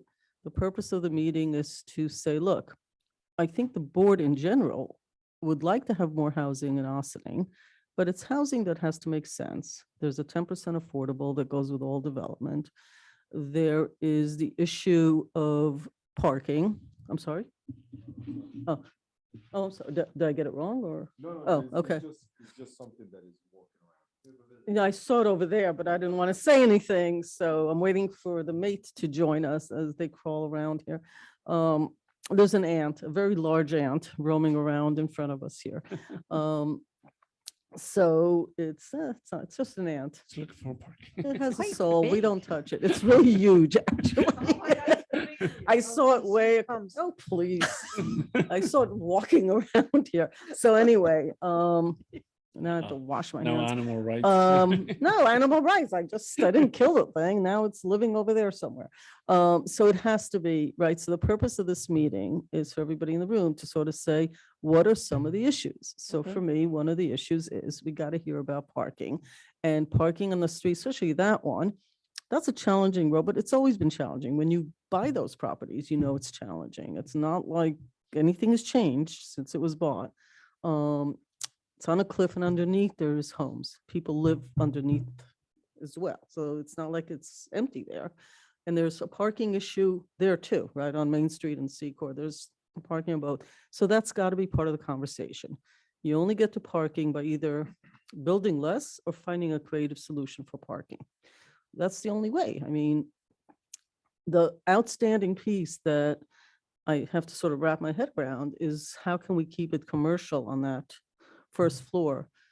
Is that even realistic, even though that's the zoning? But to change the text amendment, the challenge for me personally on my single vote is I am not in favor of changing text amendments that affect a larger area. So I would have to that doesn't mean we're not going to. I'm just saying I am challenged with how does that work? Because if we could change it just for 3 lots, maybe, but then everybody would walk into this room every Wednesday and ask the board for half an hour and argue for why we should change for their singular lot. There are 2 lots, there are 3 lots, there are 4 lots. That's all we'd be doing all day. That's why we have a zoning and planning that does that work so that it stays out of these continuous things with the Board of Trustees who get elected every 2 years and who know, and then you're back in here in 2 years from now or in 5 years or whatever, and you don't want to do that either. So we need to find a solution, right, together. Mhm. I love the fact that it is much reduced from what we saw and what I recall in 2019. If I recall correctly, it was a huge project. I love the fact that it's there. I think, although this is only a drawing, I know, it at least looks a little bit more like the community in which it is being built, which is very helpful, as you know, because you have other properties and you know that it's important for our historical preference that things fit within the community. So that when you're driving down, it doesn't stick out like a sore thumb, but actually fits in. So I know it's only a rendering, but I like the attempt to actually take the effort to make it fit into the community. So I think that's helpful. So I think there's a lot, this is like 100 times better than what I remember seeing in the past, 200 times better. So I really appreciate the work. Those are my two big things about text amendments. And I know Valerie will be helpful with this because we sort of have to come up with a solution so that we don't have these buildings sitting the way they've been. Obviously, the person who owns them has to take care of them. If somebody throws a mattress, I hate to say it, but that's the way life That's is. If what they it throw a does. mattress on my property, I'd have to clean it up also. Absolutely. It's That's just not the way it question. is. I feel really, I think it's really bad. We don't like it. You don't like it. The Silvas don't like it. It's not good for anybody. So we have to look. Well, I'm gonna let the trustees, this doesn't need to be a back. I'm gonna let the trustees also. So we have to find a solution to see how we can make this successful. I look at you because you're, charged a bit with helping make that happen. Is this exactly the right number? It's close. Do we have a social parking? No. So we're closer, right? I mean, that's a good thing. It'll give some affordable. That's a great thing. So a lot of pluses. So, I'm more happy seeing this. I already saw it in the agenda. I mean, I looked at it. I'd like to get a clearer vision, not just renderings. We'll get there. So I'm opening it up for questions because the purpose here is to ask questions and all that sort of stuff. Do you have questions, Dana? I just Comments? have a comment because you know me, Miss Historian. It was a barber. There were businesses there. Yeah, there was a barber. We can't say that there were never businesses there. We can't say that. So we shouldn't. That was the epicenter of Black Ossining right there. Hunter Street, the waterfront, Secor, Water Street.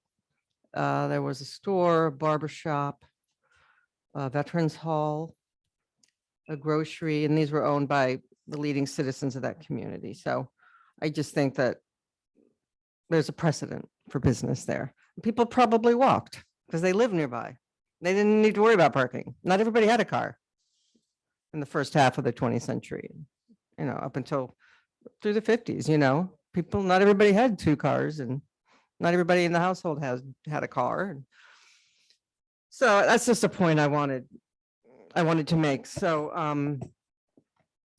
I am glad to see it scaled down. I'm glad that the view shed sounds like it will be protected. I was concerned about, when you come down there, you see a beautiful view through there, and that would have been gone with a bigger building. And you can't really improve on what nature gives us to look at. And we can improve what developers give us to look at, but I think that that's already really hard to park around there. People who live there now and get tickets all the time because the parking is restrictive or it's limited and people also, that section of Secor really come down there quickly. They come down fast and they're driving to the train station. I know I was one of them. And I could tell you a story how I came around driving to the train station when I used to commute a long time ago, and somebody had stopped right around the corner, not right in kind of the middle of the street, talking to somebody who was walking up the road, and I had to veer around them to avoid hitting them, and I hit the historic Sing Sing marble wall. So that was why I was late to work that day. But it's a difficult spot. It's a difficult spot to build on. The traffic that goes through there goes fast. You can't really have parking on the street, I imagine. Is there parking on the street? There is. parking on the street all up and down. Okay, There is. And I- all right. Yeah. Just watching, knowing I'm coming, I've looked there on a regular basis, and the parking is on Secor itself, near those buildings. Those spaces aren't normally filled. They're empty. That's because nobody's living in those houses. Well, they're empty spaces. When they come in, they can park there. So, Well, but that's not going to be enough. no, not enough. But we're So talking if you're going to about- have parking underneath the buildings, for example, how are They're people not. going to get to it? I mean, if you added parking, let's say garages in the back or something, Mhm. right? How would people access that? There's no road, there's no access. Is there? Well, at the bottom, there is an access right now. Well, there's that little lot there, but you would have to then, you have village property there, you have private property there. Right, and I think that, I mean, again, going back to we're proposing 30, we're proposing 40 units, whatever. The text amendment, the way, maybe I'm wrong, the way I'm looking at it, and the project that we're proposing, in order for this, our project to be approved, the board, if I understand, this board is not approving the project. Because the project will have to go through seeker, we have to go through planning, and I don't know, we may lose units when we go through planning. Maybe planning says you can't have that many units, or we have to make this work. So, and that's what I was saying before about just, it's not just doing a schematic. There's a lot of study and investment that it had to be done for the project to go through planning. Text amendment's a start. If you don't know you can have a text amendment, what, you're just working to go nowhere. No, I appreciate that, but Planning board made a recommendation that I think is accurate. Number 1A, the site should not extend to the end parcels on Barlow and Main Street. Rather, it should only apply to the parcels mid-block. So it's not global, affecting the whole zone. The text amendment. no, Well, you- But this, no, Yeah, you would.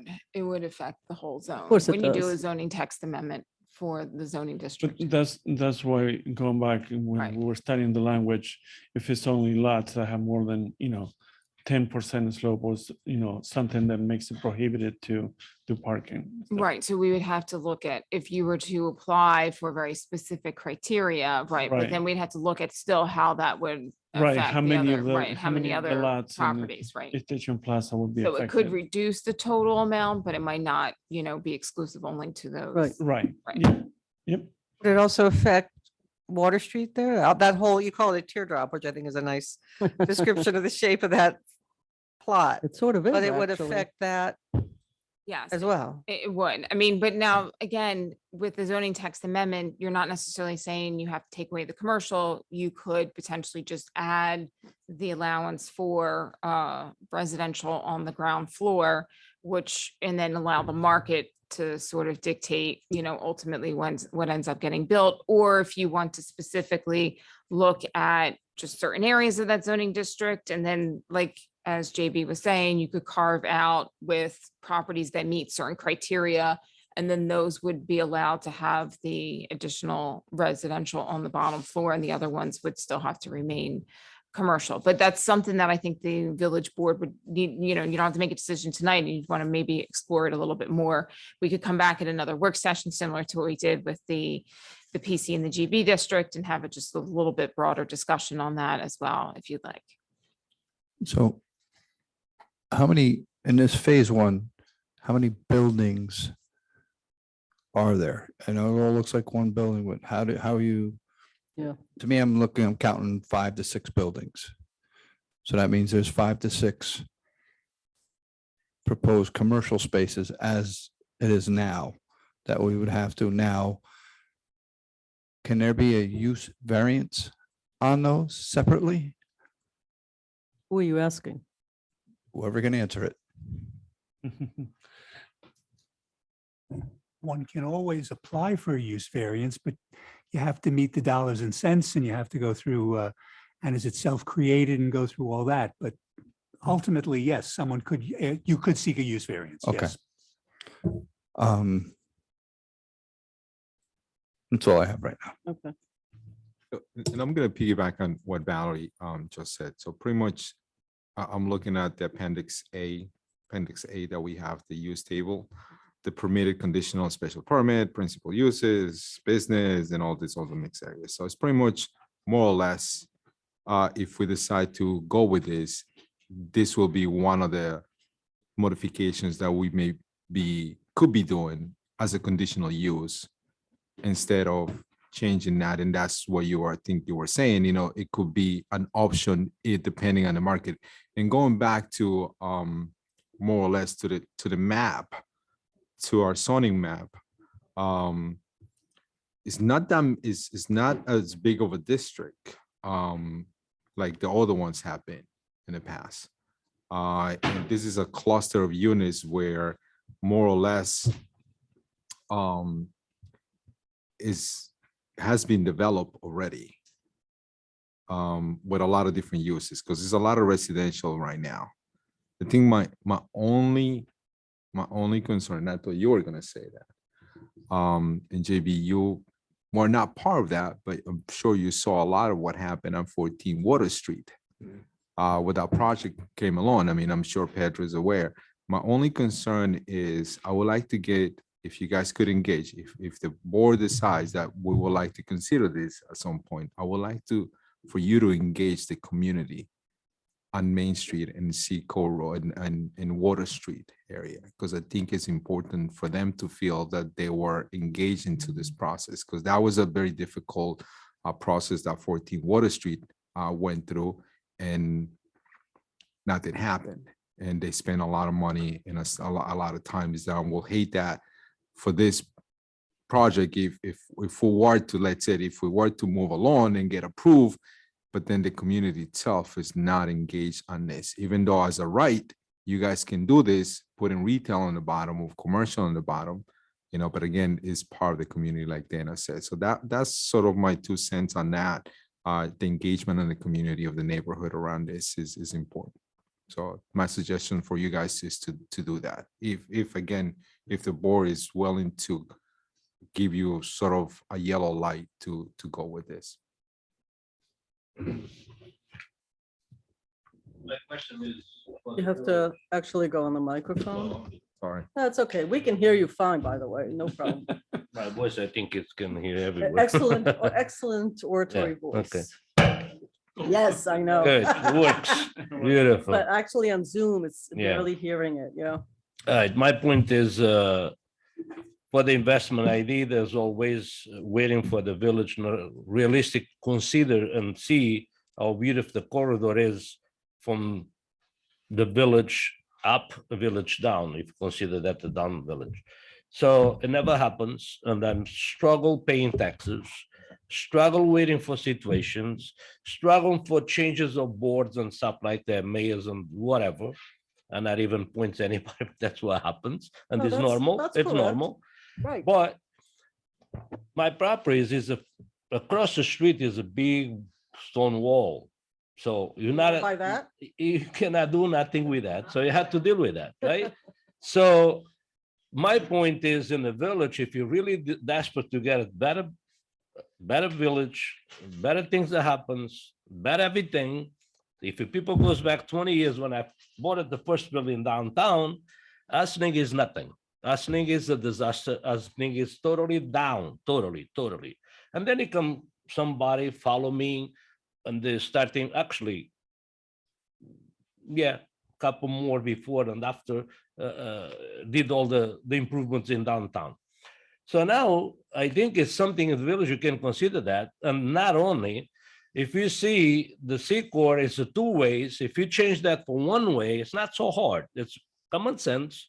Just get it like a spine parking all the way down, and you can get it 30 parks or more all the way down. And you can get a circle from Main Street, take the 2 ways both sides and get a circle. So this is a perfect thing it can be for solution for everybody. So it's not much neighbors that got in there.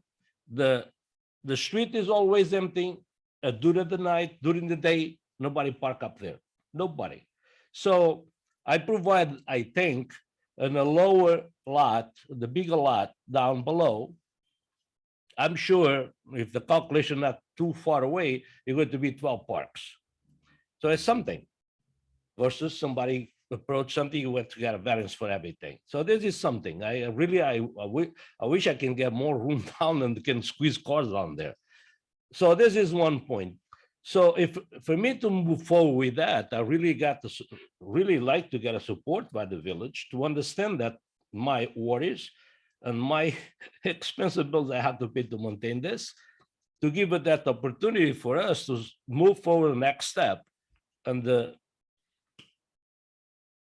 big boss over there, he knows what's going on and asking for many years.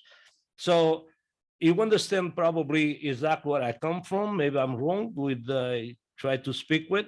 And then I know you got impacts, you got this, you got that, you have to evaluate everything. Valerie, I think it's one of the person who can guide us with a lot of things to move forward. And the village, you have to work a little bit to get in that. If he can, I don't want to put the village jeopardy with anything, of course not. But I think I have to work and bend a little bit in here and there for everything goes well. Otherwise, nothing can be done. Imagine I'm 6 years paying taxes. I cannot support anymore this. I probably leave it there the way it is and I lose my money instead to dump more money into it. That's my questions and that's my worries. And then I leave it with you guys to evaluate everything When and see you, how the way can when be you done. bought it, those were single family homes, right? What was it, two Oh, I'm families? sorry. No, it's a 6 families, 6 families, 2 families and 1 family. If I'm not wrong. How many units do you have, let's say right now? Forget about the nine Right units. now it's 6 and 3, 9, 10, 10 units. 10 units. Okay, so you bought properties with 10 units and you want to triple the size of the property. Correctly. Before, Aside all of the commercial and all of that, at the end of the day, you bought them at auction or abandoned, you invested, you pay taxes, although there's no rent roll, so you're paying whatever taxes you're paying. And nobody disagrees that it will be improvement. Some of the other stuff, when the commuting starts picking up again, you got 1,000 commuters going back and forth. Since you bought this, the population has also gone up, and in 5 years, the population will go up by no less than 1% on a very big number when the 109 units are built. So I don't think that street will be so empty, frankly. And when we make decisions, we don't make them on the past. We actually make them for the next 30 years, because some of the biggest problems that we have today in Ossining is from decisions that were made 20 years ago and 30 years ago without taking into account growth and what happens. I'm not talking 50 and 100 years ago when there were horses here. I'm talking relatively, since most of us have lived here. We all live in Ossining, this whole group, including Valerie, many years. So we're very familiar. So I think the idea is great. I think even historically, it would be restructuring, maybe not the commercial, but for sure restructuring. It's a very simple XY instead of whatever you originally had. I remember the number, I'm just not going to say it out loud. It's down to 30. It could be a smaller amount because then it would have less parking needs that you could actually fit in that lot down there and get a lot closer. So now we're just working with margins, right? But I think what we haven't solved for is commercial versus residential. And putting residential what now is basements. Not quite sure how that works. That I heard Yeah, before. but I don't think we have to solve that We're problem. not. You know, we I'm can stating just the do, problem. no, we can just say, if we were to move forward, it could be a conditional use, sure, because a conditional use is an option that you gave to a developer to say, look, maybe in 5 years, be like, you know what? This apartment is not working out. I want to move it to a commercial use. And they can do that. They'll be able to do that in 10, 5 years, 20 years from now. So with that option that they have, they'll be able to change the use as the needs on the community itself. Like Dana said, there was a barbershop there. The need of that community brought that barbershop in there. Sure, there's no need anymore. So as it changes, it evolves. So I think that's one of the things, as you said, you know, we are looking the next 5 years, the next 10 years, the next 20 years. You know, we want to make sure we are flexible enough. Not that I'm saying I'm in favor of the project right now. I'm just saying as an overall. Well, I picture, would that's say what it's we- closer than what we have gotten until today. You were going to say something. You know, I just want to be clear. I think Manny, just correct me if I'm wrong, but I think you're saying that by having it as a conditional use, but also still allowing the other uses, Yes. that as Yes. that area evolves, Correct. some, development could come in with some commercial Correct. and, okay. Correct. Yes. yes. As opposed to, like, As for opposed example, like a just- special use permit where you Correct. could revoke that and then require a Correct. different No, use. no, Okay. no. As a conditional use. I'm hoping, I think I'm using the right term, conditional. Yeah, so, use. right, so the conditional use would be if somebody wants residential there, they would have to go before the planning board for site plan approval, but you would still allow for other uses. I mean, so there's a that- whole right. list of uses that are permitted, not That's permitted correct. on our list already. So it's just adding, I want to say, for those We would have areas to in state regards to that. those. I'm We sorry? would have to be clear about. Of what the course, conditions of are. course. And by we, who are we talking about? Who will be us? Right. All right, so we're But very again, close. so, I but the- just, I'm sorry. Go So ahead. I'm sorry. So just keep in mind that, a lot of the language is already there for us to do that. So it's more, and I'll leave it up to Valerie to highlight the ones that we may be missing at this point. But I think I want to call it, it's not a simple change, or it's a little more complex than that, but it could be when we go back to the Schedule A, on that one, it will be a little bit more simplified in there, and a portion where conditional use, ground floor, blah, blah, blah, you still have to meet the rest of the criteria and then SPN, so that's all. So just, we're not gonna propose parking spots and making it one way. While I understand your rationale, the other 1,000 people who commute in those 1 or 2 hours where that place is actually busy, and some of the others would disagree with but we get points of view all day long about parking. It's one of the hottest topics, although when I drive in this community, 22 out of the 24 hours in the day, there are plenty of spots. It's a congestion of a few hours. I don't need to discuss parking. You made your point. I get it. I'm just telling you that idea is out of the realm of this conversation, but I appreciate the thought process. We should talk about conditional use. Yeah, if you're gonna say anything that, Let me it actually just has to be on the focus on microphone. just one thing. Most of the apartments, you got to be 1 bedroom. Most of my tenants, special on 125 and Spring Street, some in in Brandon also, but most of that other apartments, I say, everybody walk to the train, not even get cars. If you see the most of the applications for parking, they're not even there. So I just want to remind that thing. You can remind, but I commuted. Anybody over 50 on 4 months out of the year can't walk up that 45-degree angle. And if you have a young child, or if you're handicapped or whatever, I can list you 100 reasons why that angle is virtually impossible for people to walk. You've got to be in pretty good shape to do 45-degree hike, okay?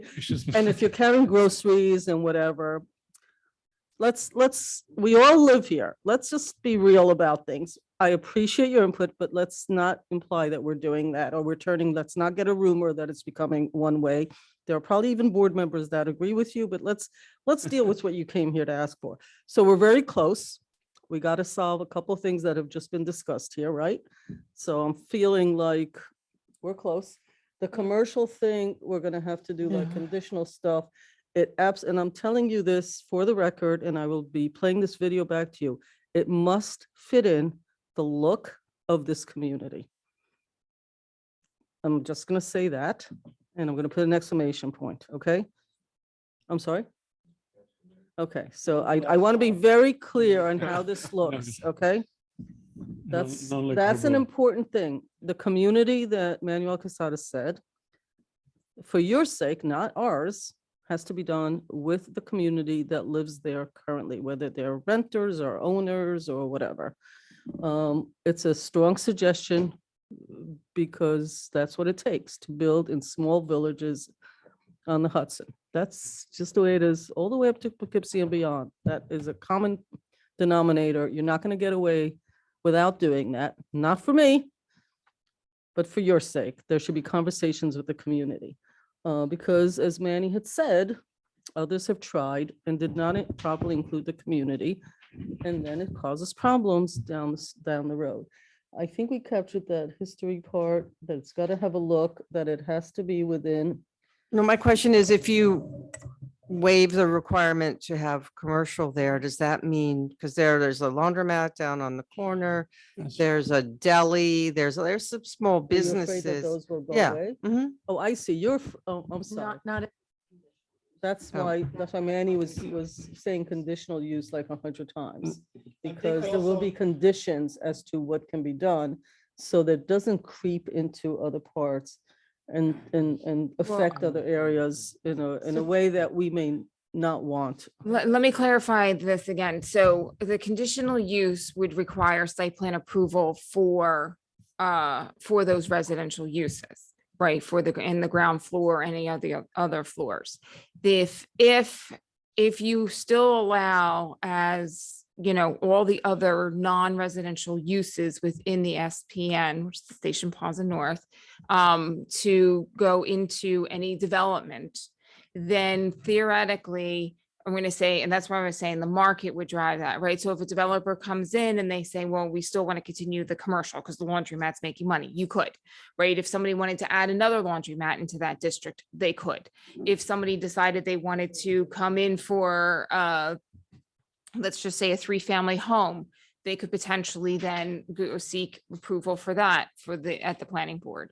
And so it would basically be creating a mixed use district, except the mixed use piece could allow for, one building with all residential, another building all commercial, or another building with a mix of commercial or residential. Which is already there now, The only piece that is not there is the residential component on the bottom, on the ground floor.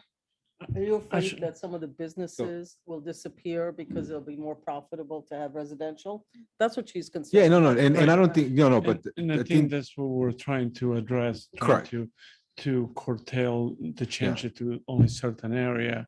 Or well, create something. that could be part that we can work it Yeah. out. It could be condition, again, it's a That's the conditional challenge. use. Yes, a That's the conditional, so challenge. yeah. Right. Also, the residential right now in the Station North Plaza is conditional. And one of the conditions is that you cannot have it on the first floor. So that's what we're trying to. No, Yeah, that's a challenge. So there are 3 challenges, basically. Okay, but we're closer, much closer. So And now I- you've heard at least the opinions of what we're looking So for. I guess the question that I have is, as before, so is that something that the majority of the board is okay with? Sort of giving them the yellow light, I'm not saying a green light, a yellow light, so they can have a discussion. So then. Valerie, what's the next steps, actually? Or Stuart, I don't know, it doesn't. So if the board is interested in maybe seeking a little bit more additional information, then we could, similar to some of the other rezoning, we could provide maybe a list to to Pedro as to what additional information this board might want. So I think maybe if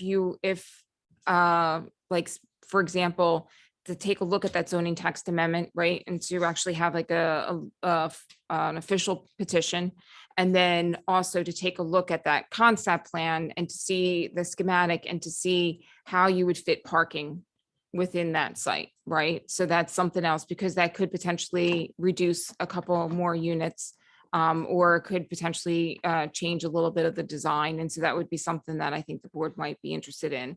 And then at that point, if you feel comfortable with what's being proposed, then you could start the official zoning text amendment process.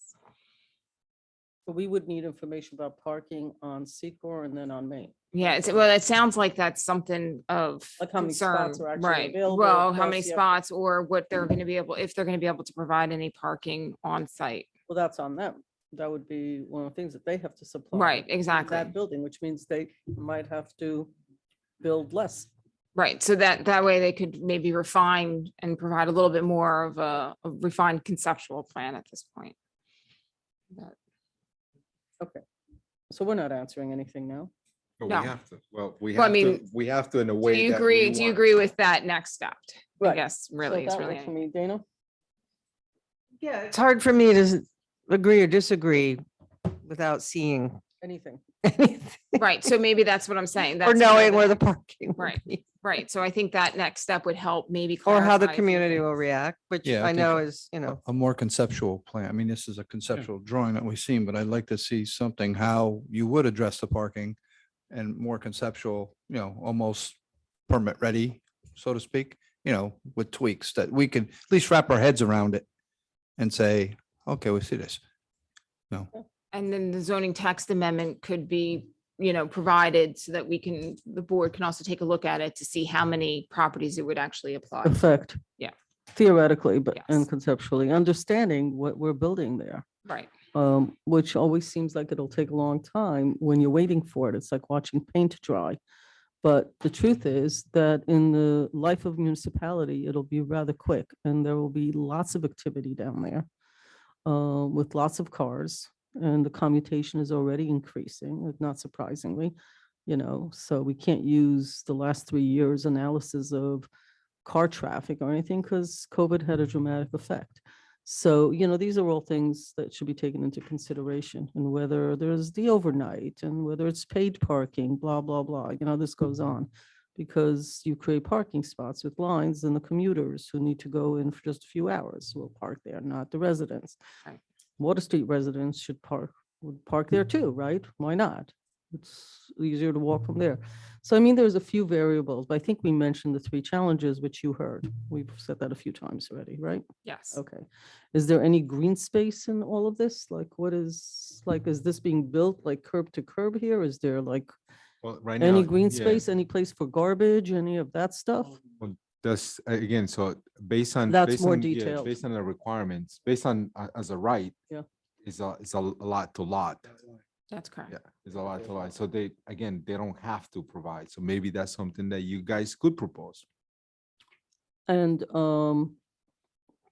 well, the way I understand it, everything is by right until you ask for a change. Once you ask for a change, the board does have a right to say, well, that was if you're building, if you didn't come in front of us because you're just Yeah, replacing but A I- for B. But But just. now keep- you're not yeah. replacing A for B. Now you're asking for something different. So we in turn, on behalf of the public, have a right to ask Right. for other things. 100%, but that means that we'll have to make those changes to anybody on that SPN zone. So everybody. Which that- is that why was- when which is- people ask for a yeah. text amendment, we're going back to where we were a half hour ago. So- It is not as simple as a few words are changing. I always hate when people walk in here and say it's pretty simple. It's not, because it affects everyone in that zone. Yes.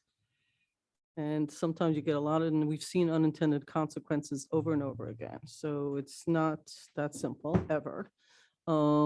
Okay, but we're closer. Yes. right? You just leapt ahead, like 100 spaces on the board. So because I let's think we're much clarify closer. what our direction is here.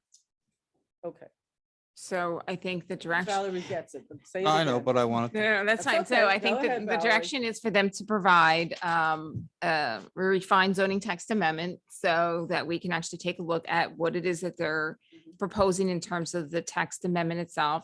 And then they're going to provide a little bit more of a detailed concept plan, which then would help the board see where, if there's going to be any green space or parking, and how that's going to be applied along with the proposed units that they're proposing. Proposed units, parking. Yes. Stories? 3? Or 4? Yeah, your view isn't going to be as much as you think it is. again, just think about that. You have the hillside across the street. So all the buildings across the street are sitting on top of a retaining wall and sitting on top of it. So I The don't. view is not going to be the same as it would otherwise it has been. That's Oh, just I a thought you were fact. talking about view shed, like that we prevent another building from seeing. No, people, human beings who are walking in the streets, who are trying to make it a walkable city will not have, but that's not really the issue. Right. Because if you build anything there, you lose, but Dana was talking about the view and how beautiful it is. The people living there will have a nice view. The back of those buildings will be worth more than the front of the buildings, frankly, because you're gonna get $1 million view in most of those apartments, which is sort of nice. They'll have to be affordable, but that doesn't give them any more space, in my opinion. The 10% doesn't give them more, because we often then get told, oh, well, if you do 10%, you get more space. No, not in this case, because there ain't no space. The community interaction is not a conditional thing. That's just a request that you made, right? 1, 2, 3. I asked, that- yeah, right, I understand, but that's not a part of what she needs to do. What are we missing? I think that's it. Right. I mean, if you want, if you want an official like community input. I mean, you could ask them to develop some sort of, provide basically an outline of how they would work and reach that out to might the help you. Yeah, community. but I think that will be after though. Right, that would be be, after. right. That will be an after piece, That'll come not up not on- on this, That not comes on up this. anyway. portion. It comes Yeah, up yeah, usually zoning okay. board or planning board. No, but I want the engagement to be done Right. prior to any of that stuff. This would so. still fall under the same notification, Stuart, like with the zoning or, the neighborhood adjoining properties, or is that? For a text amendment, you would conduct a public hearing and there would be there is neighbor notification under the law. Letters go out, right? Or why am I looking at you? Letters go out, right? We send out notification that Right. there's going to be a hearing with regard to the text So amendment. everybody within, and they're within like 1,000 feet? What is it? Yards, feet? What is that? 300, 500, it's either 500 or 300 I feet. think. Okay, so it's that section. Okay, So do you have enough? You have, okay. just to clarify, and that's Mhm. especially but what we're looking at is that the size of the project, the design of the project, the number of units, that's very much tied to the text amendment. Yes. Yeah. How is that? Okay. Yeah, Yep. I thought that's what we were I saying. just want to, Oh, you could- The next time. Yeah. Sorry, the next time will be the option phase one. right, It will be out of that proposed maybe rendering or just a simple elevation. So Right. it can be a little more conceptual of what it could look, those units could look like. So when I hear phase one, then I always expect to hear what is phase 2, 3, 4, 5? well, So why are we calling it phase No, no, it one? was option phase one. I think that was, that was Right, it's their, 2019. it's their properties only. Okay, so let's Yeah. not refer to this because I was just easily saying, it no, will no, be that's what I said, confused. not to be part of that at all. Right, on we're not any- calling it, there are no phases. No, It's once and Pedro done. Malitas, Okay. No phases, just this project. All right, I feel like we're very close. I'm optimistic. Yay. Thank you, gentlemen. Thank you. You too. What's next one? So next, we have Dale Brennan, our village Good night. treasurer. And she's going to be talking about two requests for to establish capital budgets. One is for equipment for the police department, and the other one is for surveillance equipment to ensure that we can monitor properties on the waterfront or so Dale can give a little bit more detail. Thank you, Manager Detory. Good, Jamie, can you just take the screen off? Thanks. thank you. Good evening, Mayor and Board. So late 2022, the village was awarded 2 federal grants. One for a tactical team grant, which the village had actually received one in a previous year. The previous one was for 75,000, and to date, we've expended about 45,000 of that grant. We are anticipating doing an extension to finish out that grant funding so that we do not lose it. But in the meantime, we are awarded a new tactical team grant for the Dale, 38,000. you need to wait. We only have 2 people on the dais. Oh, okay.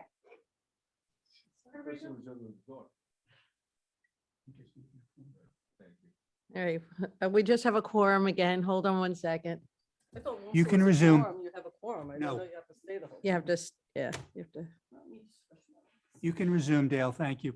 Okay, so the second tactical team grant that the village is being awarded for this year is for $38,439. And in addition, there is a $50,000 critical infrastructure grant, which, as the manager summarized is for a closed circuit security camera system to protect the critical infrastructure and mass gathering area of the waterfront. So as the police department is getting ready to move forward with these grant funding initiatives, we are coming to the board to establish the two capital projects at the next legislative meeting for approval by the board, if so be. Any questions on this? Everybody okay with it? Oh, I read it. Okay, Dana, we're okay? Questions? I mean, I read it already, so. Yep. Okay, Dale.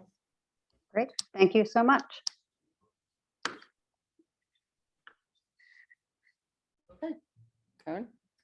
Okay, so next we have, a couple weeks ago, we had our village engineer, Paul Fraley was here to talk about license agreements with several properties on Upper Crescent of Main Street regarding an evolution of our dumpster program there.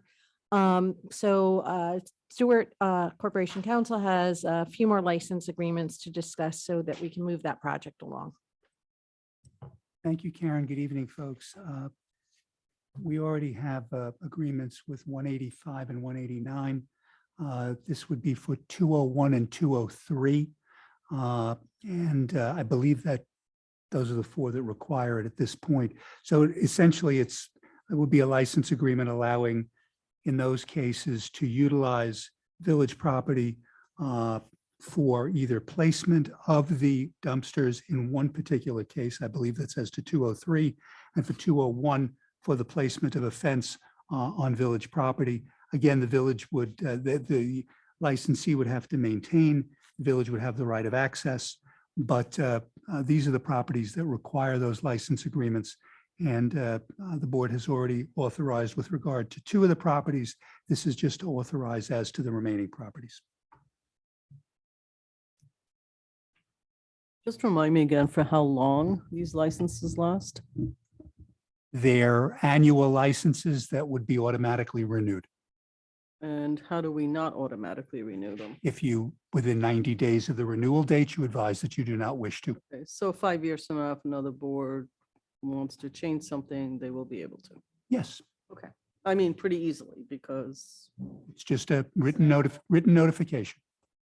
okay, any questions? Um, Any questions?